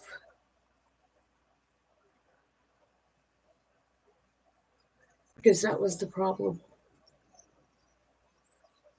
We just shut it off. Even if it was showing us something we needed to see. Or others would want you to shut it off just for this reason. You bring forward truth. You bring forward something that changes everything. And then they all just want you to go away.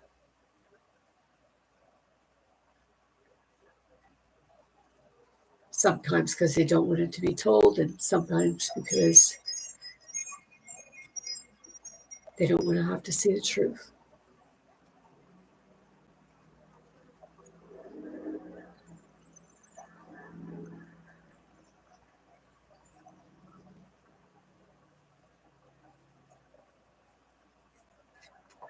Excuse me.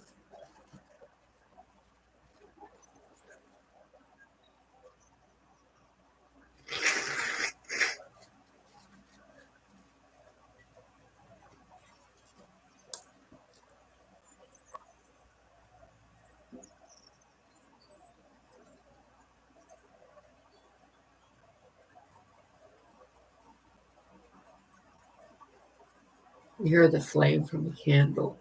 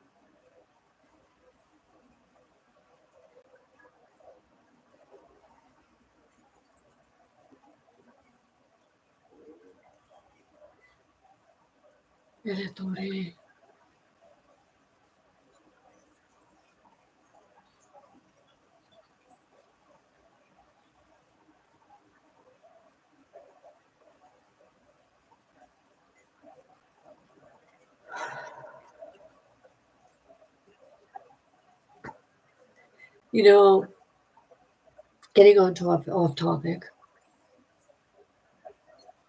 when you actually get and you sit with yourself, you just get in that, where you just become everything that is, like you're part of trees and everything. You just sit here. You know, when you look up at the clouds, you see these.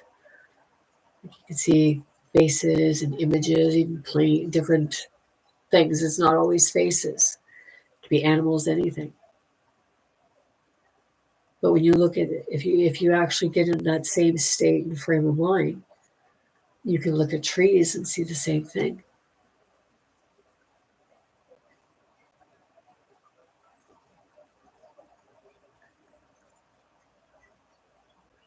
It's like I would shit if a tree stood up and started walking. But I'd also think it was pretty fucking cool at the same time. Eso no está llorando.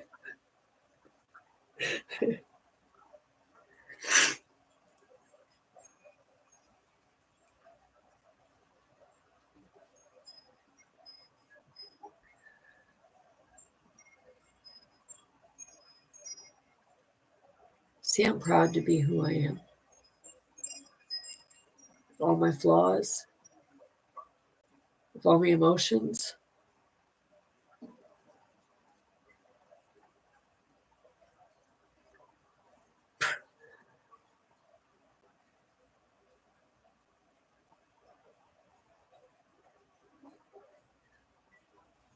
It's like, yeah. all my bluntness. See, people might think I don't have a filter. Oh, I have a filter.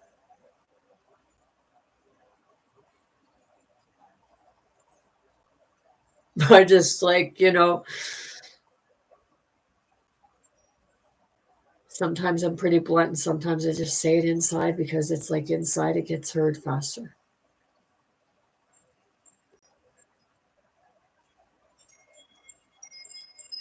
And sometimes you just need it out loud.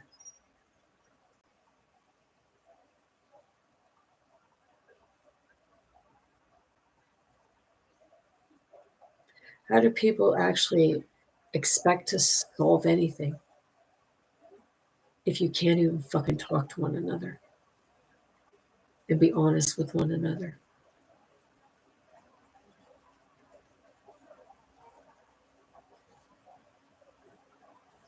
It's because it's so hard. Because it would mean you would have to be honest with yourself. And you've believed different things for so long that it's just first nature.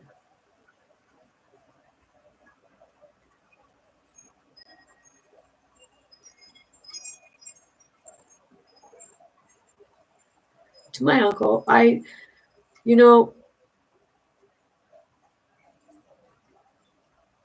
not totally honest what your childhood was like growing up.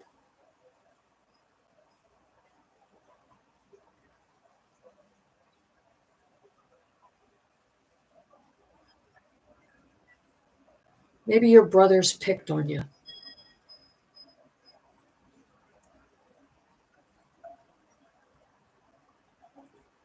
But I guess if they picked on you then, maybe you should have sorted it out a different way than being vindictive or whatever this was that you did. And don't say you didn't do it. Because if you didn't do it, who did?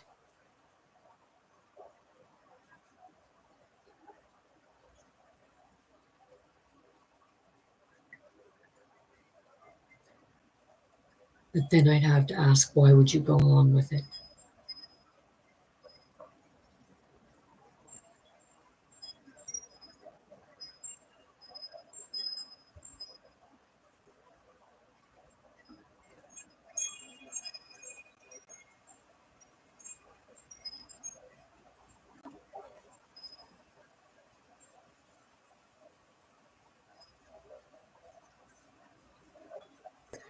It's like when people say that they're a medium, they are the ones in the middle of the physical spiritual war.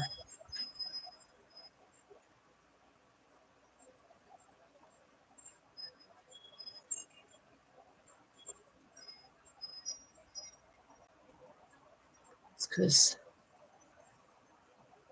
I may not be getting physical help,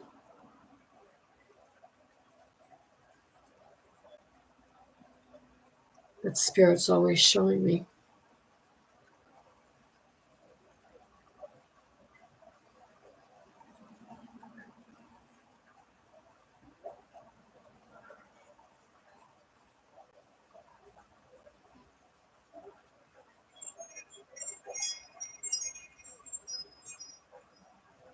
It's like I may not always agree, but that's where Spirit and I talk to come to an agreement that makes sense.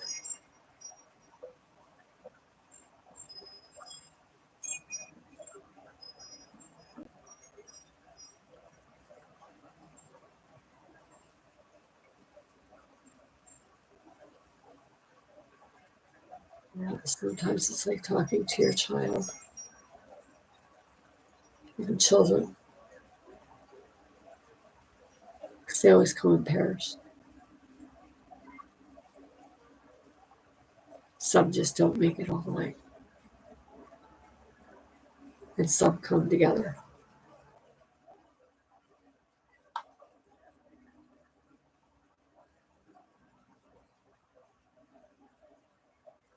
So remember, like I've been saying, I feel like I had a brother.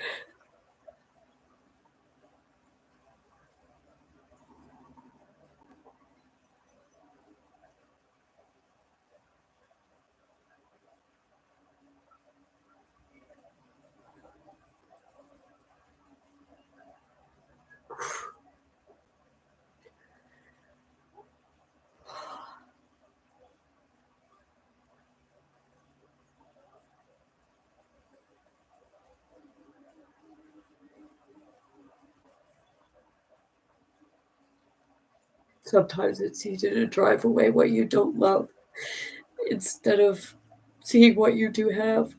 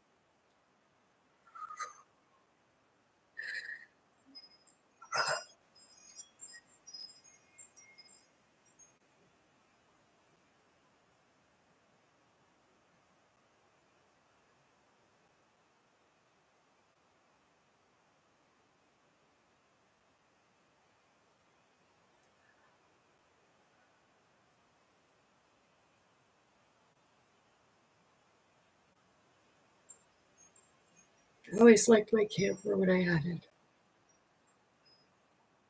It's like they say, own nothing and be happy. You can own nothing and be happy. Sometimes it's just nice to know that if you're in something, you know you own it and no one can take it from you.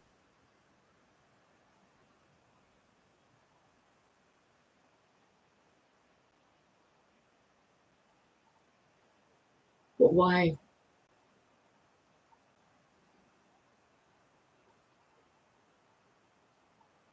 Like when people do that, it's because they know what it was like to not have nothing. And every time they had nothing, what they did have, somebody would always come and take it right from them.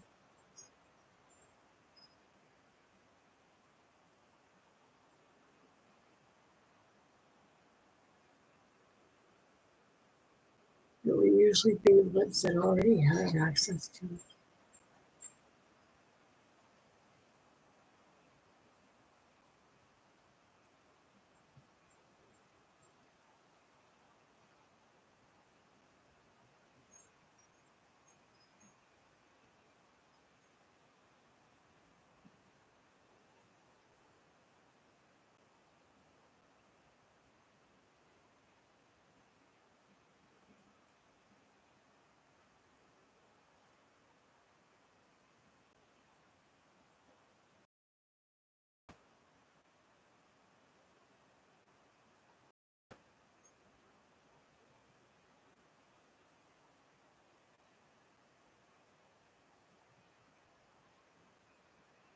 Yeah, right now I'm just sitting in the energy,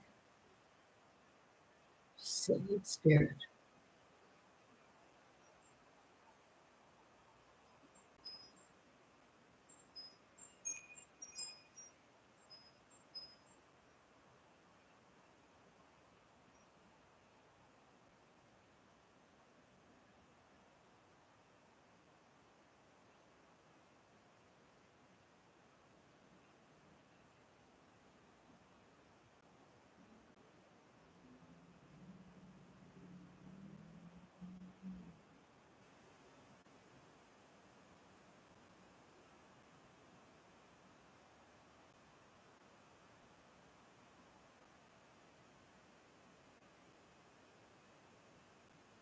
Yeah, people are going, what's she doing, man? She's just sitting. It's like my body's going through something right now.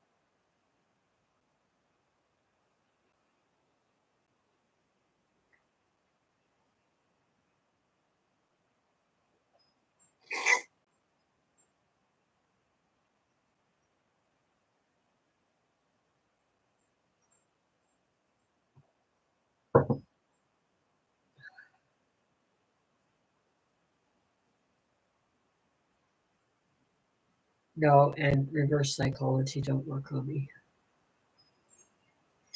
because I don't read your words.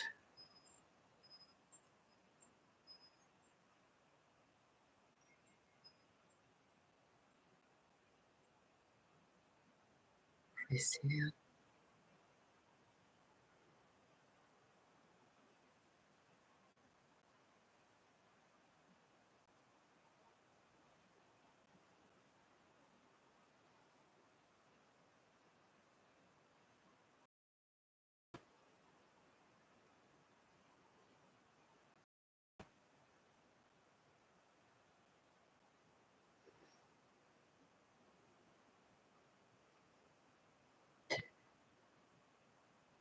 Yesterday, I went to a beach, and Spirit took me to where my mother was born.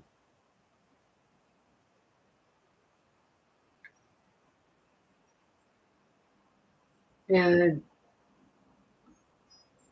it was like I was driving there to go past my mother's grandmother's place.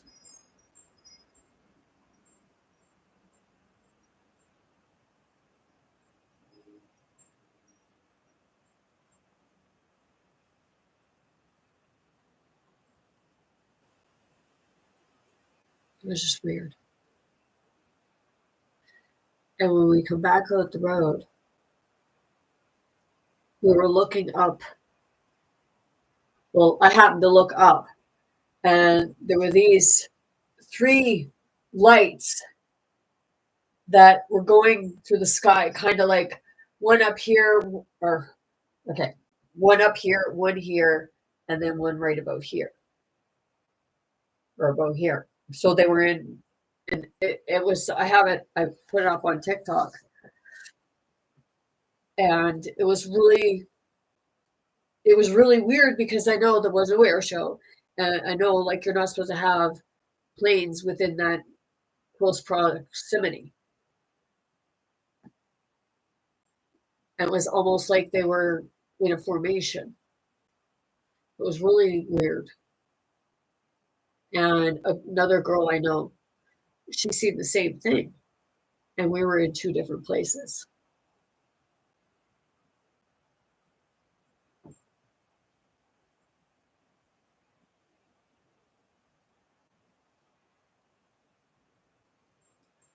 So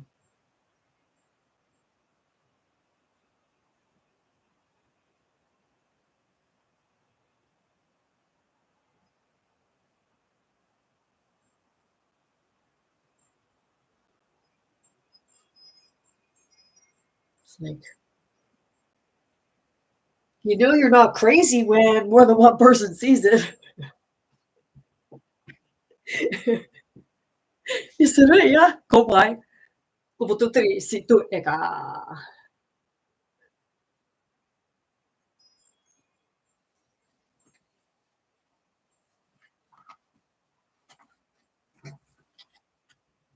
You know, this part of my family isn't the only ones I was looking up for deeds. I've come on here a number of times. I've even come on here about the Boogler brothers, like looking through the stuff. It's like, hey, you guys got some circumstantial evidence? I do too.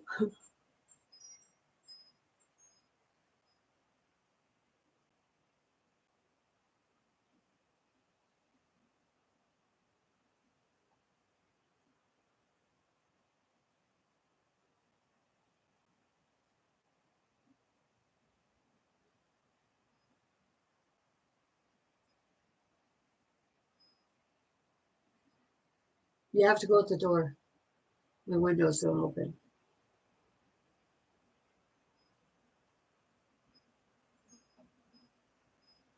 I hope everyone had a great weekend.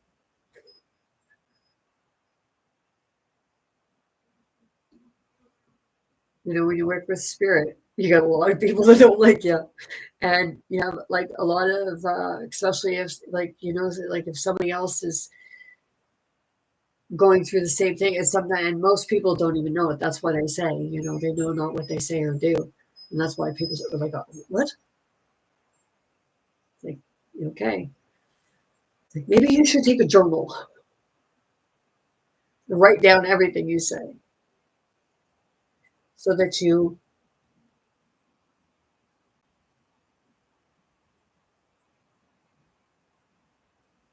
know what people are talking about. Well, not so you know what other people are talking about. It's so you know how your day went throughout.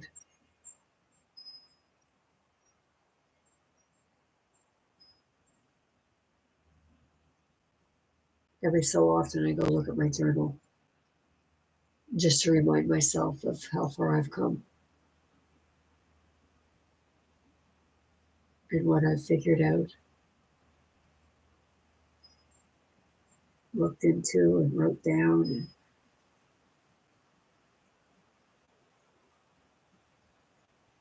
it's like when I went to university, I see things so differently. But stars and galaxies, all I could write down was about the human body. And then when they did killing and letting die in philosophy, I just couldn't make sense of it because it was a whole lot of masculines sitting around like trying to make sense of somebody wanting to have euthanasia. It's like, who are you to decide?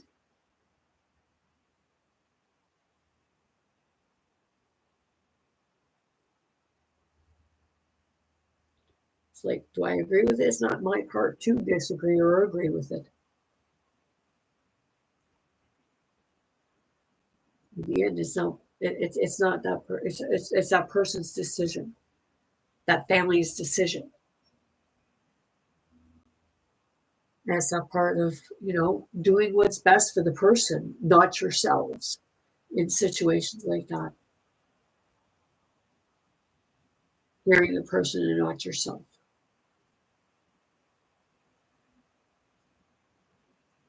But also a doctor giving you the appropriate information.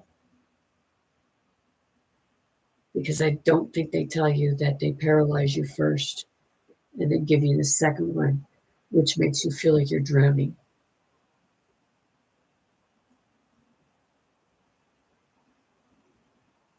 Whether that every time, I don't know, but I watched a documentary on it.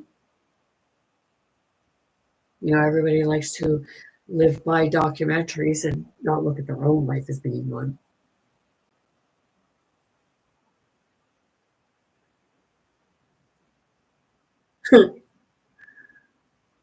What I say?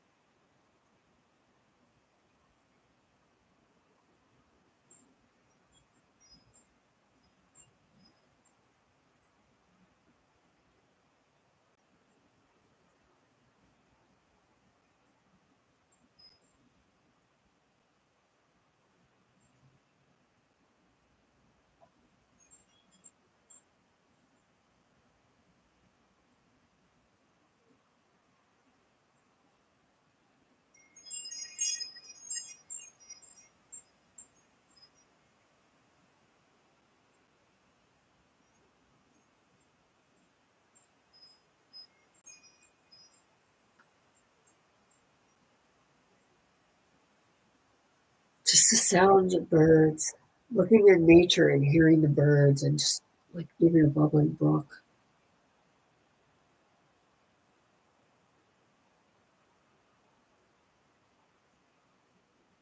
Even if you can't get outside, but you can look out a window, you can put on bird sounds.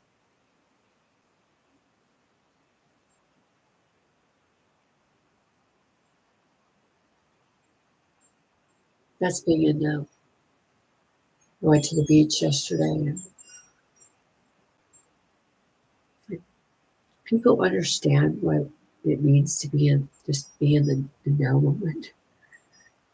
It's like just sitting there sitting there in silence with yourself, and whether there's distractions around or not, you just don't talk. And you're not looking around everywhere, observing everyone. You can be in that moment and observe and just not say anything about it. Because you're being in that peace moment. And what's going on around you, it's like you just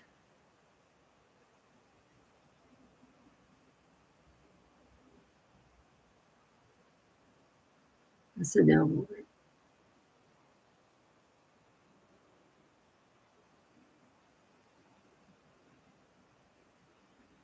So just sit there, no matter where you are, just having that moment.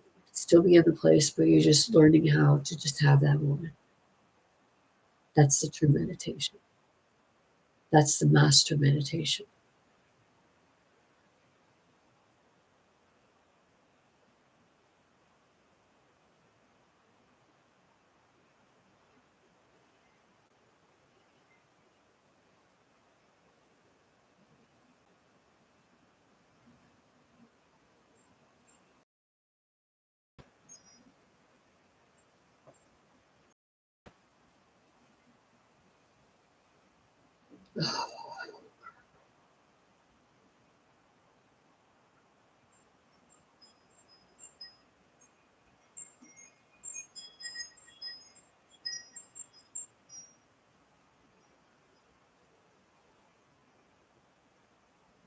So, hey.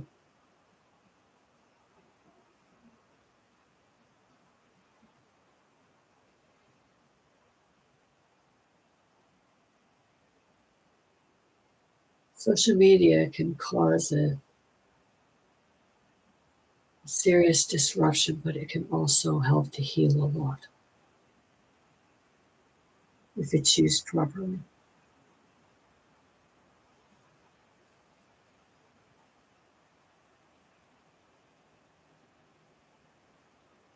And see, the thing is, like, doesn't like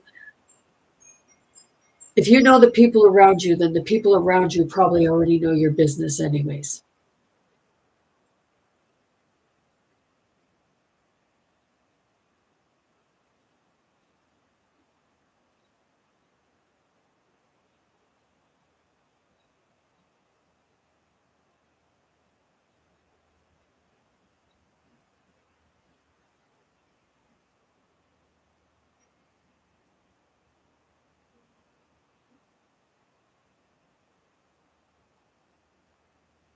It's like sort out your shit, just keep your fucking hands and feet and everything to yourself.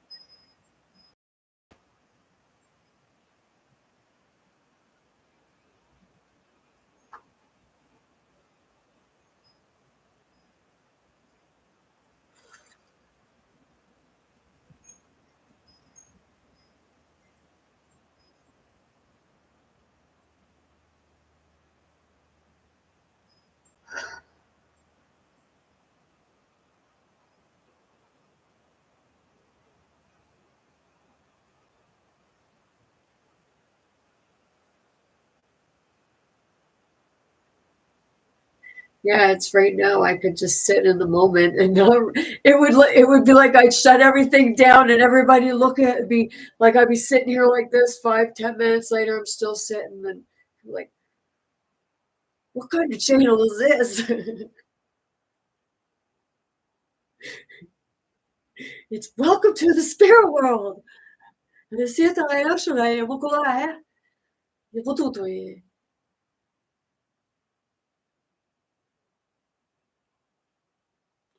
Hit me hard on the head.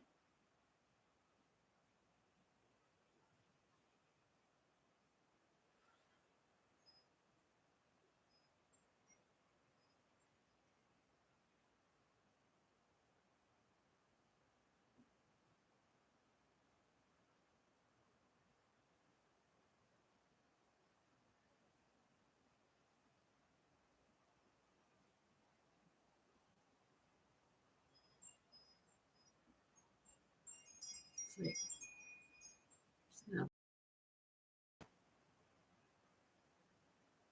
You tell it's a mass it's a mass hypnosis.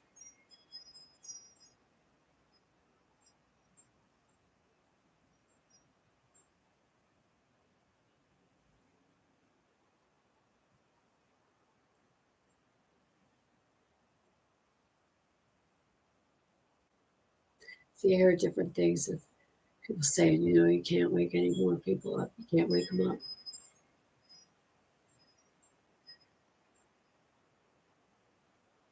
Is it that you can't wake them up, or you're just being told that you can't? How will you approach it?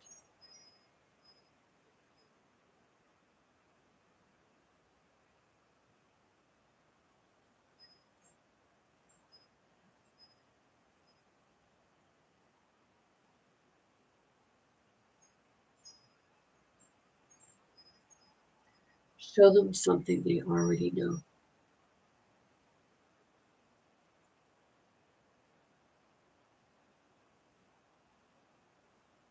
And then explain it in language they can understand.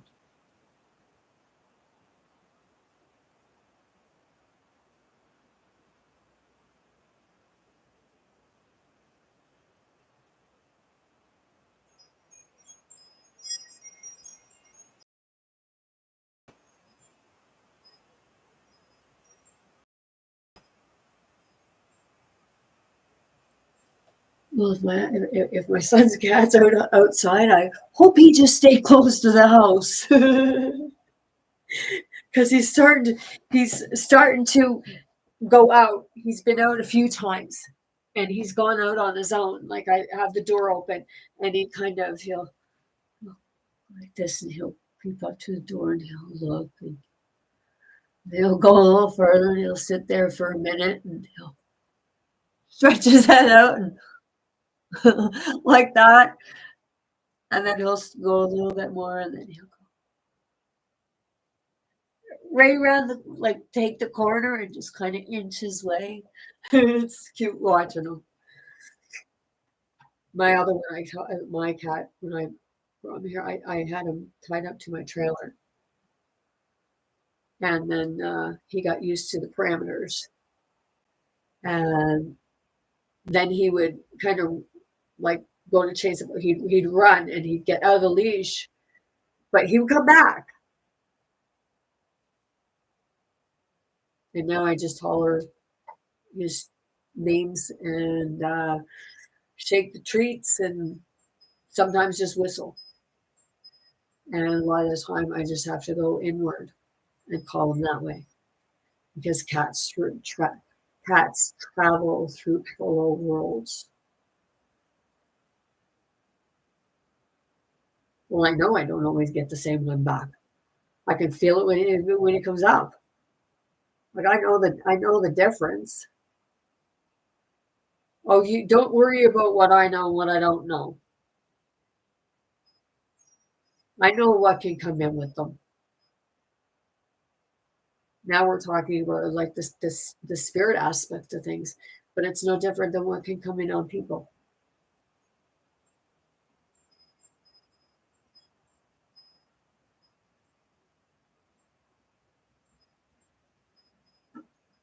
But it wouldn't be something I didn't already figure anyways, because back a while ago I had a dream that there was a bunch of cats that was coming into my place in my basement or something like that. And they were all the same color, different sizes. Some were really raggedy and some just, I like a Black Panther. Never really, like, I've seen them in pictures and on stuff, but I don't believe I've ever seen a Black Panther in my life. I had a black cat. He was a Slimmies. Shit, man, what a saucy asshole. Yes, well, I mean, it wasn't his stupid name. His name was Blackie. And he was an asshole. He was saucy. I was taking it, well, guy who dumped his cat off at my house. I was only supposed to be looking after it. And he was supposed to be getting food and stuff and just dumped it off. And my black Siamese, they would interact together, but like his cat would go, I'd let his cat outside, but my cat was an indoor cat. And this one day, he come in, the male cat and the cat that was going outside, I brought in, he come in and he was sitting on a chair. My cat hissed at him. And I said to him, I said, Blackie, I said, you get your ass over on that chair. You sit there until I tell you to get up. He looks at me, he was saucy and goes right down the floor, under the coffee table, up on my rocking chair, and looks at me like this. I said, now you lay down there and don't get up till I tell you to. And then one morning, it was like in the middle of the night, and I get up and I come out, and one of the cats had vomited on the rug. And I just said to them, I pointed right at them. I said, I don't know who did that. I said, but when I get up in the morning, I said, it damn well better be gone. I woke up the next morning. I don't know who friggin' ate it, but they cleaned it up. So they know.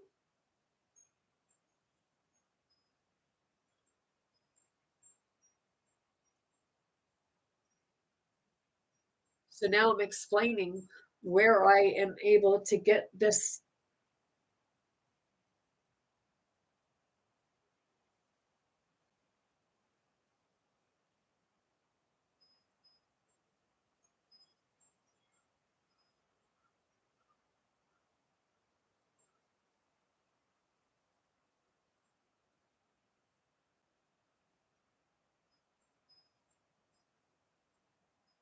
Like,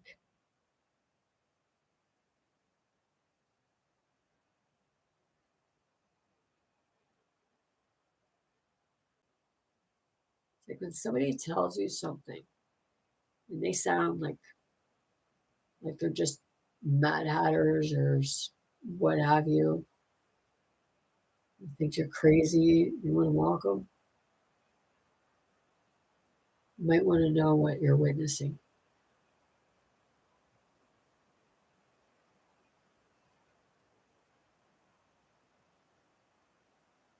Because the psychiatrists and stuff that say it's only 1% of the population.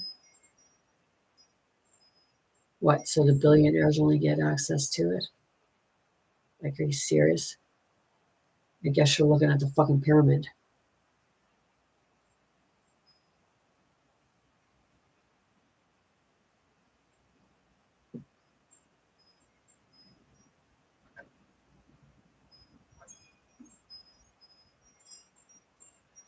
This is not 1%. Everybody has it. They're just not aware of it. It's just not part of remembering it.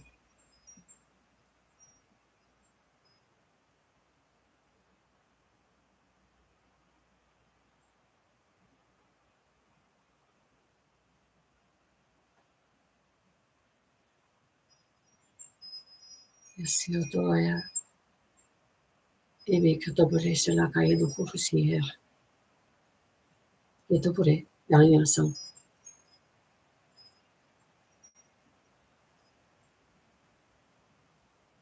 It's like so many has so much to say, but doesn't say it because they can feel it. It's like always, there's always words wanting to be said.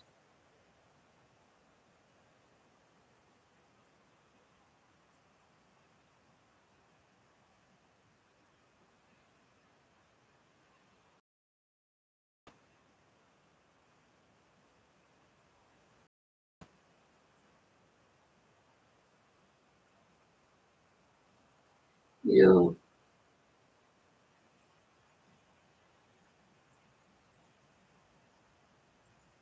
spirit is the emotional one because spirit feels it all. The physical body is what wants to shut it down because it hurts. And that's when they say, you want to make me feel human pain.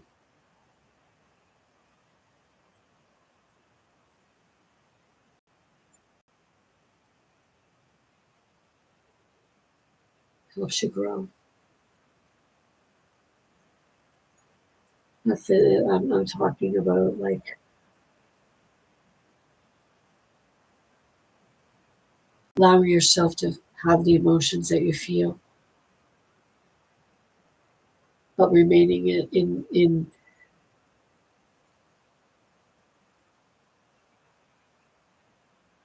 connection with your own feelings through it.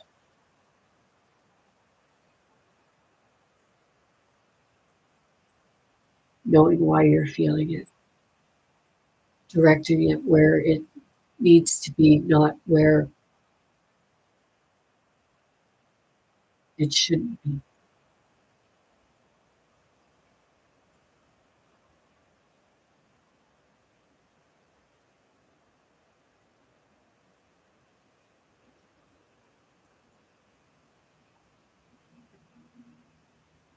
See what happened here with what I was talking about, the deeds and that.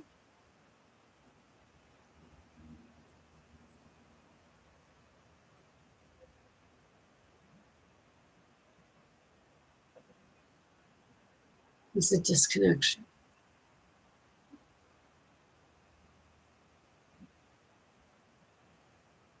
A whole lot of anger, no direction, just at everyone.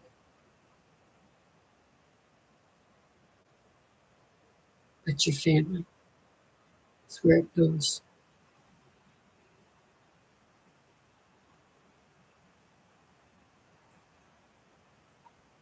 We do. We hurt the ones closest to us.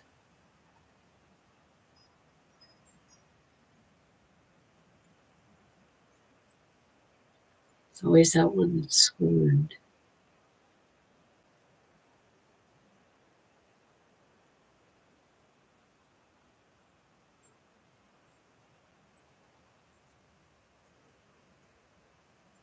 Speaking your truth and then others admitting to their own.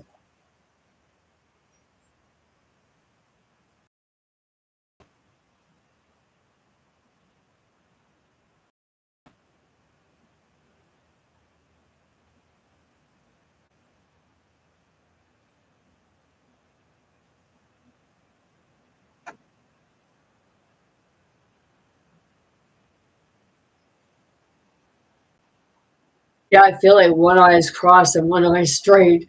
It's like, here, cross one eye, keep the other one straight, and shake them. I would do that with the kids, and I'd take my lip and go to the kids too. Just you just take my glasses, put them down, and crunch up my neck and act like I was an old lady. I mean, I am an old lady, but I just gave myself a few more what cords sticking out.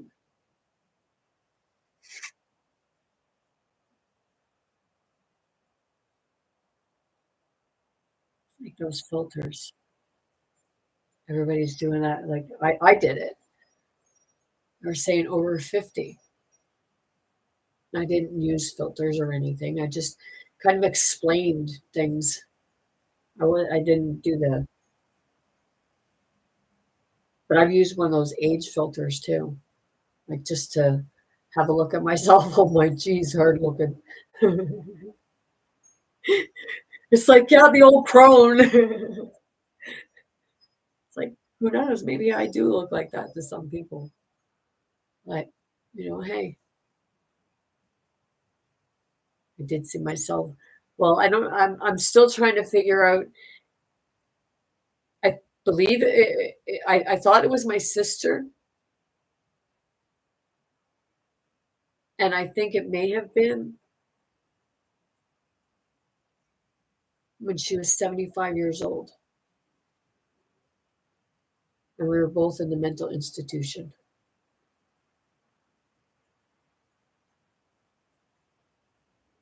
I was sitting there. I come in and I was just sitting there, and then this woman come in and look, like I look in, she sits next to me. And all of a sudden it's like we're communicating through the mind and just sitting there and sort of like kind of like what? Like what's going on here? And I looked over and it was like I looked down at the toenail polish and we both had the exact same toenail polish on. And I turned back and it was, holy shit.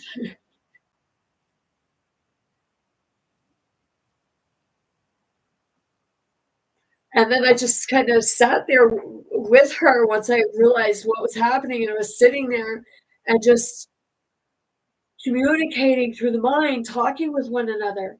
And then all of a sudden, she got up and she moved over to another seat. And through the mind, she said, I'm sorry. She said, your energy is just too much.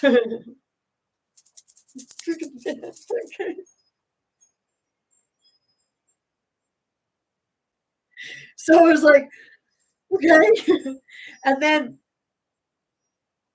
oh man, it was like I couldn't, like when I was there, it was like I swore that it was my oldest son's father around the same age.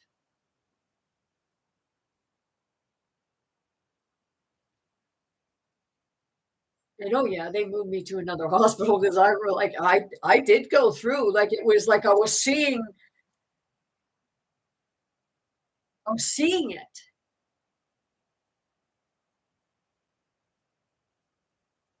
And I rushed the guy to this other woman and I kind of introduced them, but it would have been the versions of people that I would have known.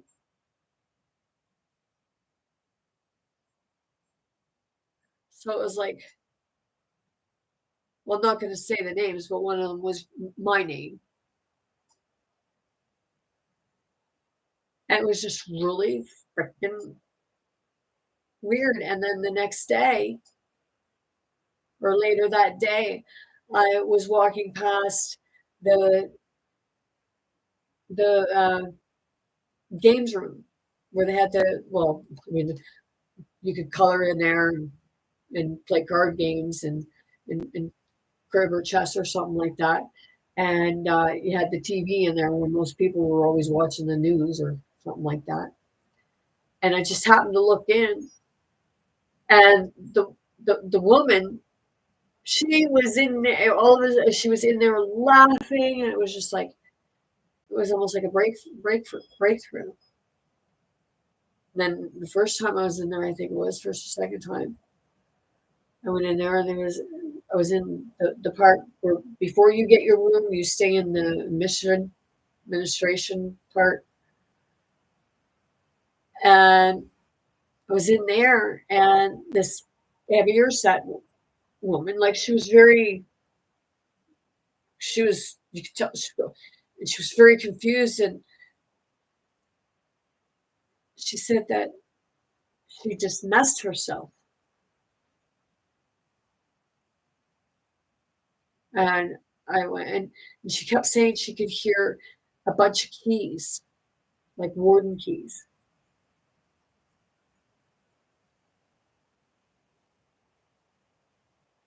So she cleaned her stuff. She cleaned everything up.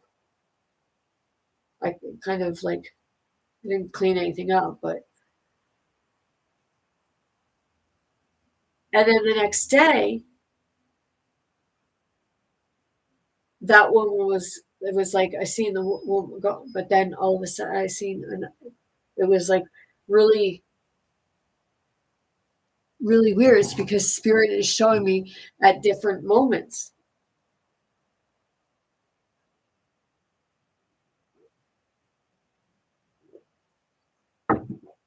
Like what that woman was hearing with regards to the keys.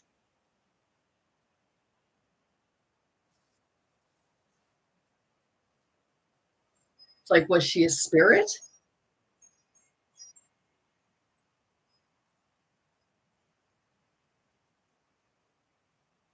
Because I seen her going with her husband at one point, but it was briefly, and it was just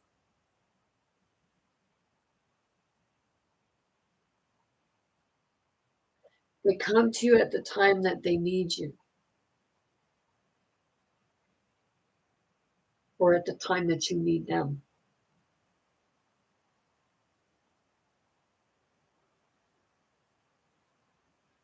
And this here,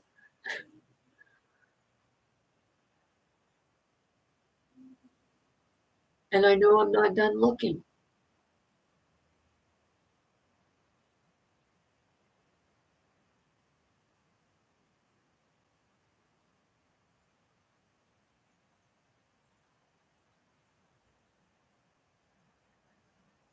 People would say, make me feel like I didn't know what I was talking about.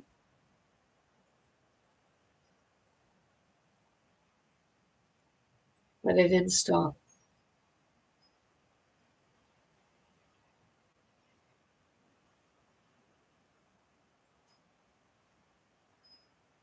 It's like, yeah, a multitasker, because I walk multi dimensions.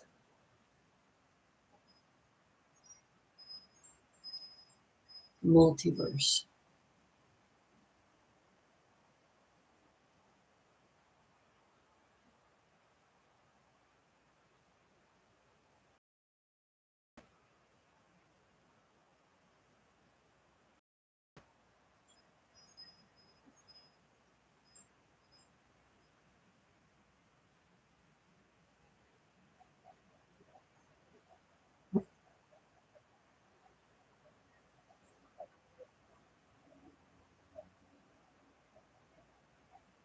Chissà, ce l'hai netto, eh?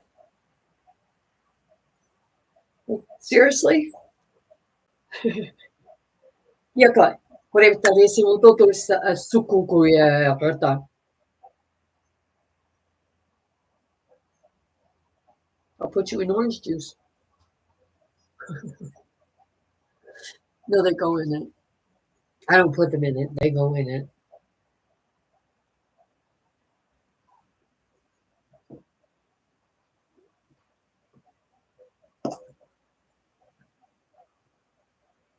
Go ahead.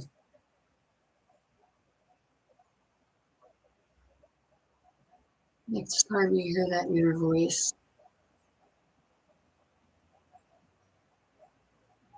that voice trying to explain something to you before you dismiss it,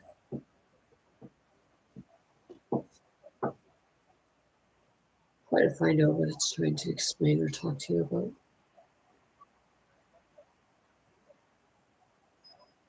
Because sometimes in order to help yourself heal, you got to be your own kind of crazy. And not worry about what other people think of you being crazy, because you're just waking up.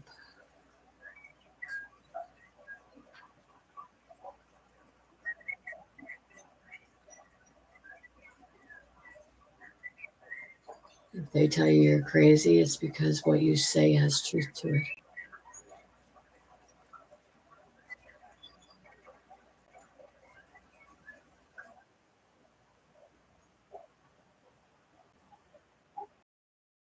It always makes those demons scream.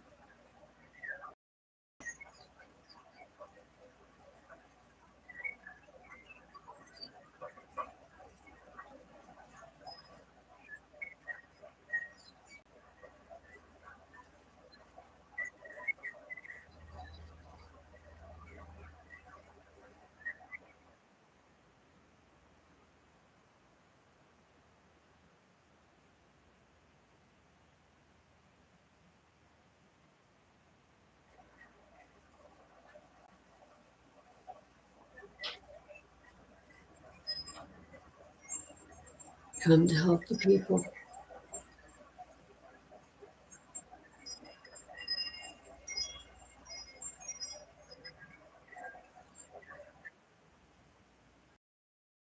Wisdom.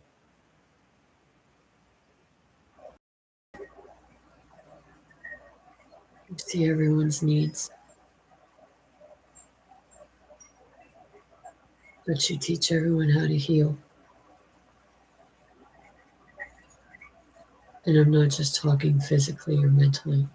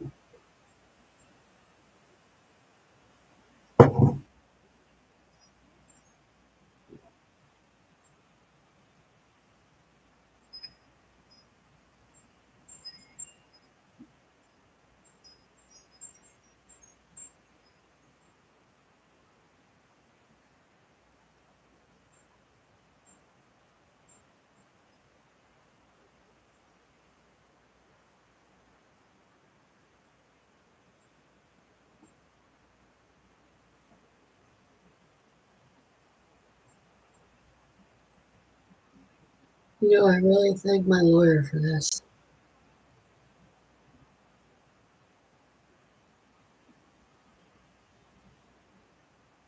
Because it's like my nanny and Grabby guided me to him.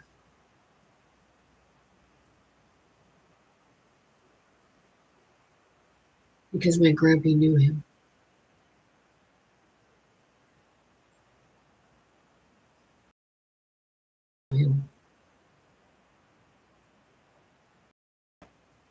Or his father knew my Grampy.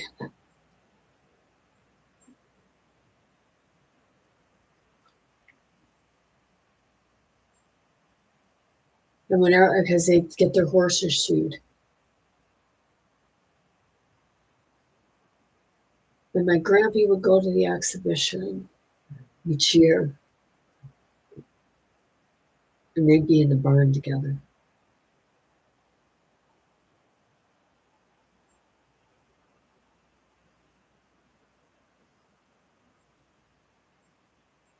See, I wanted to go to his funeral, but I didn't get to his funeral. But Mac's husband did. They said it was a different kind of funeral because it was a funeral for a Freemason.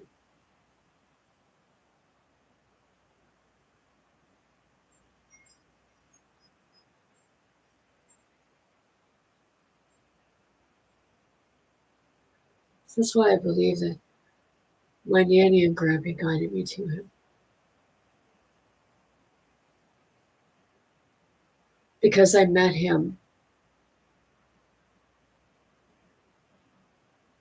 2 months after my Grampy died.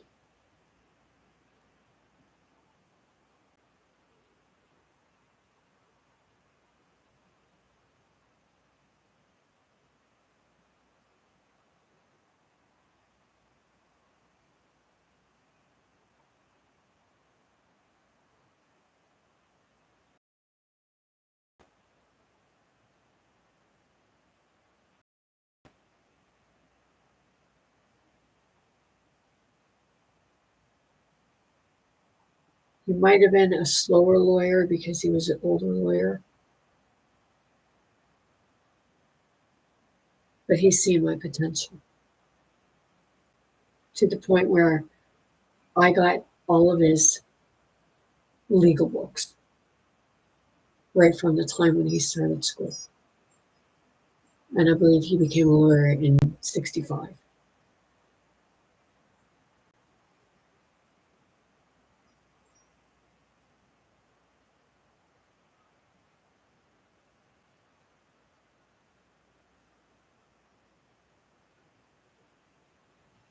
So that's the part of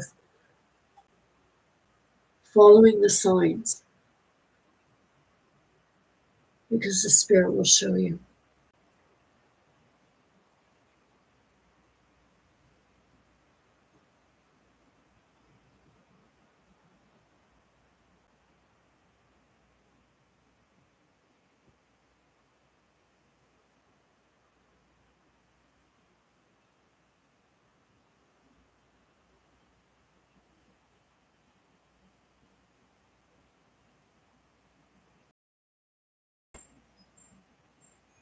So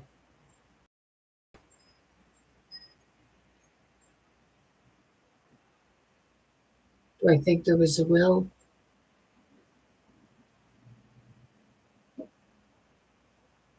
Unless it showed up, I'd have no way to say, but I believe there is one because I can't see my nanny and grampy.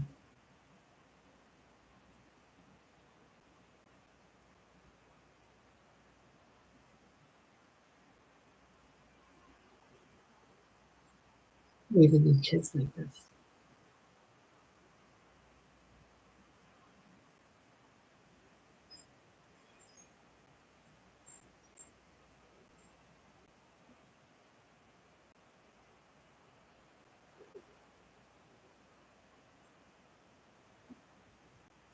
But if there is, it's the executor that's hiding it.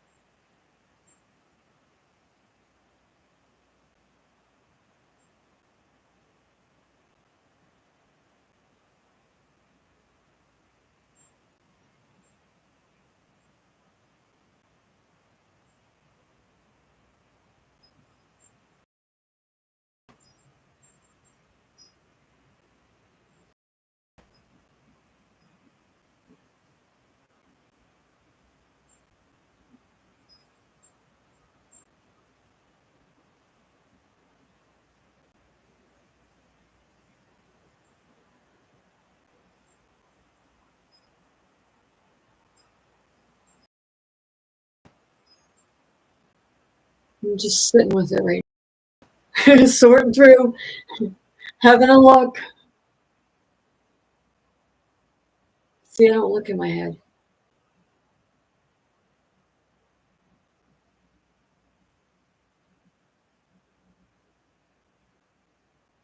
The heart, and that kind of processes in the middle.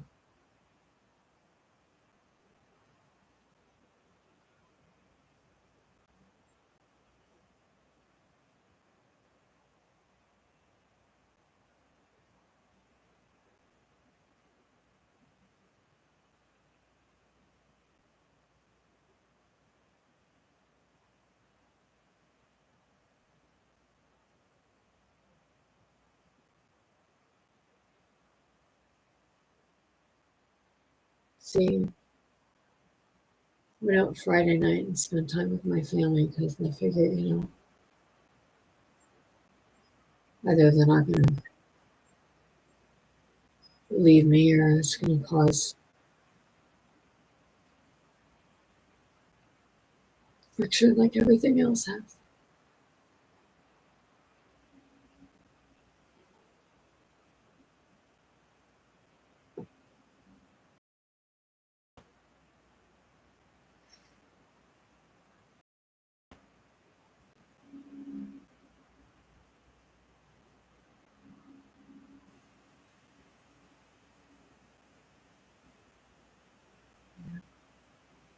Yeah, it says keep going.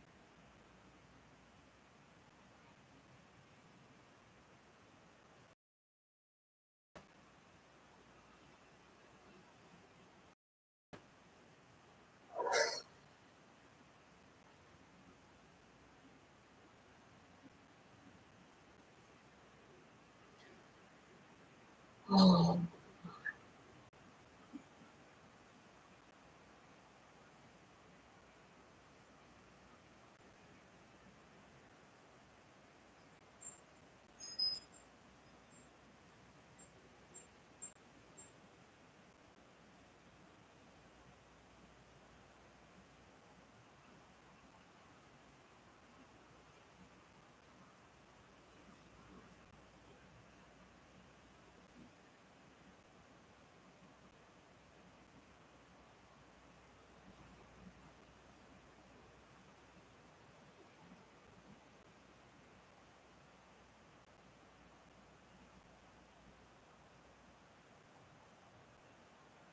it's like, holy shit, man.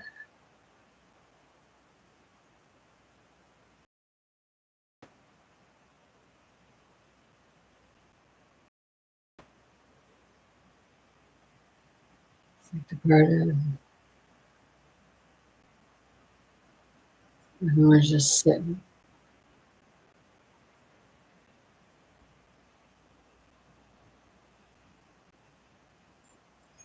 Sometimes I almost feel like just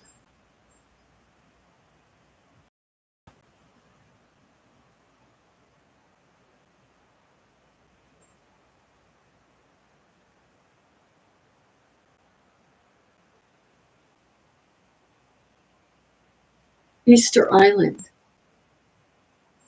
If you look at trees, sometimes it's like they have the faces of Easter Island.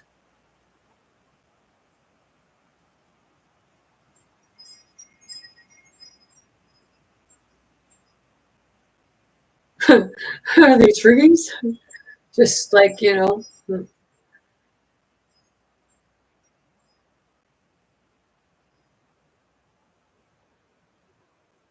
that's where you have that. You allow your innocence, but not naive. Your innocence with the untrue with trait or whatever, however you word that. Like to corrupt, you know what I mean? And if you don't know, well,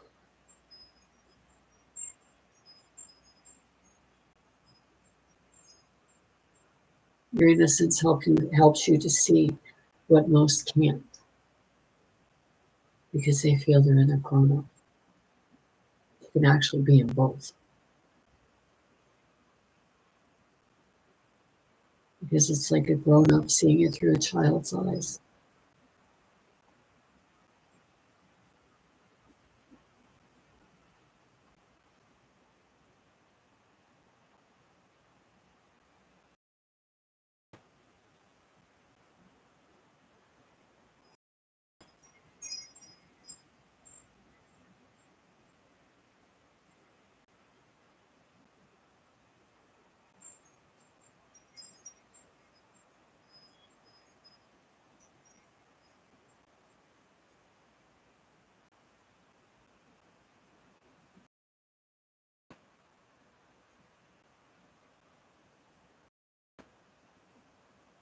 It's like, yeah,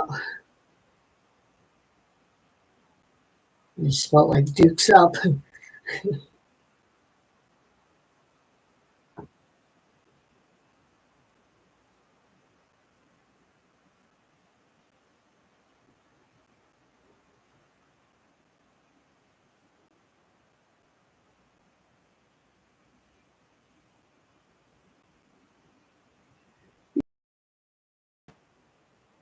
Be like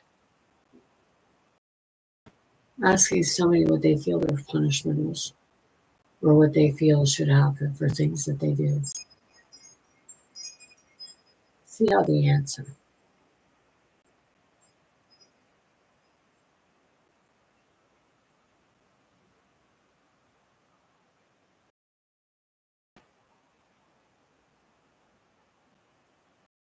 why they feel that way.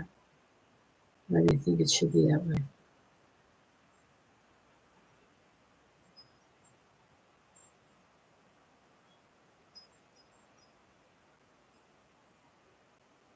That's the part, like when you learn or you see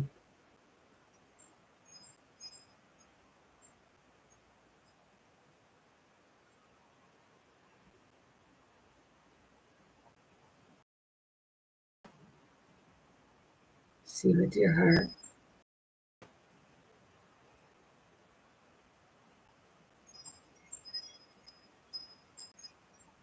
Just for the innocence of the child.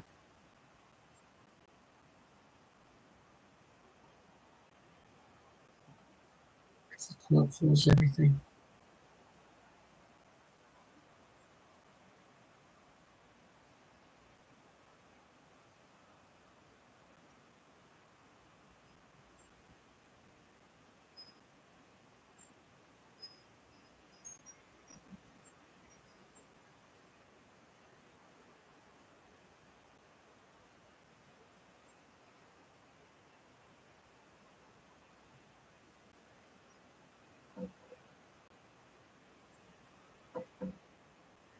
Just feeling it through my body. It's kind of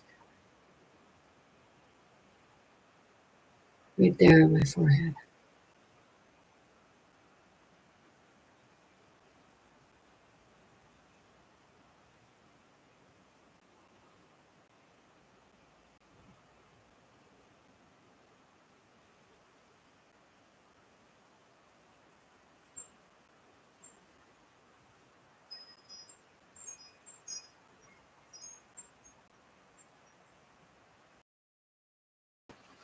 Ghialato le.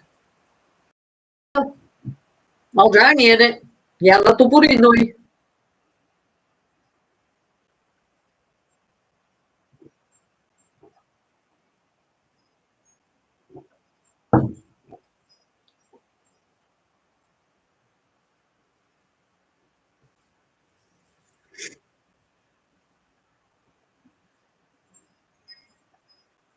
No.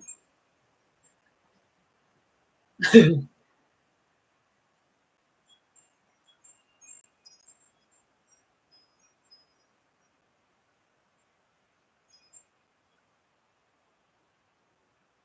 gonna leave it there.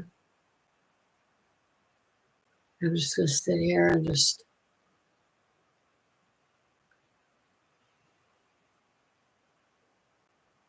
go and listen to the birds.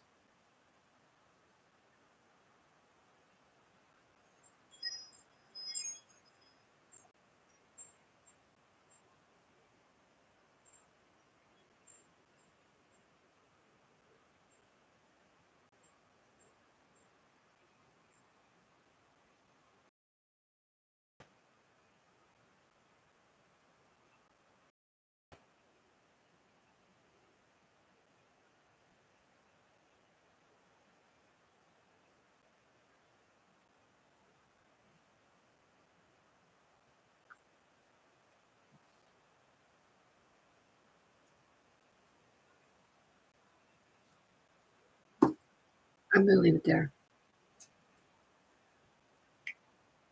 Man, I hope you all had a really good weekend. And some people have a holiday tomorrow. I think it's tomorrow. I hope you have a good one. And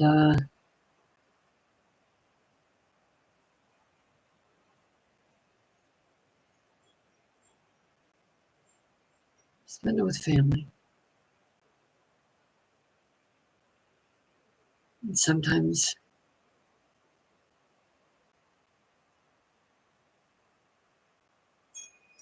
spend it with strangers. Because I know at this time,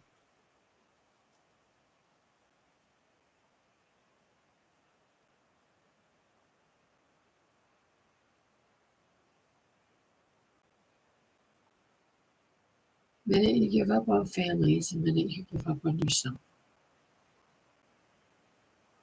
And I know sometimes you feel like you just got to get away from them. Yep. Distance yourself. Start addressing it, because you'll feel a whole hell of a lot better when you get it out. It's going to hurt. It's going to bruise. And it's going to feel like you got the shit kicked out of you.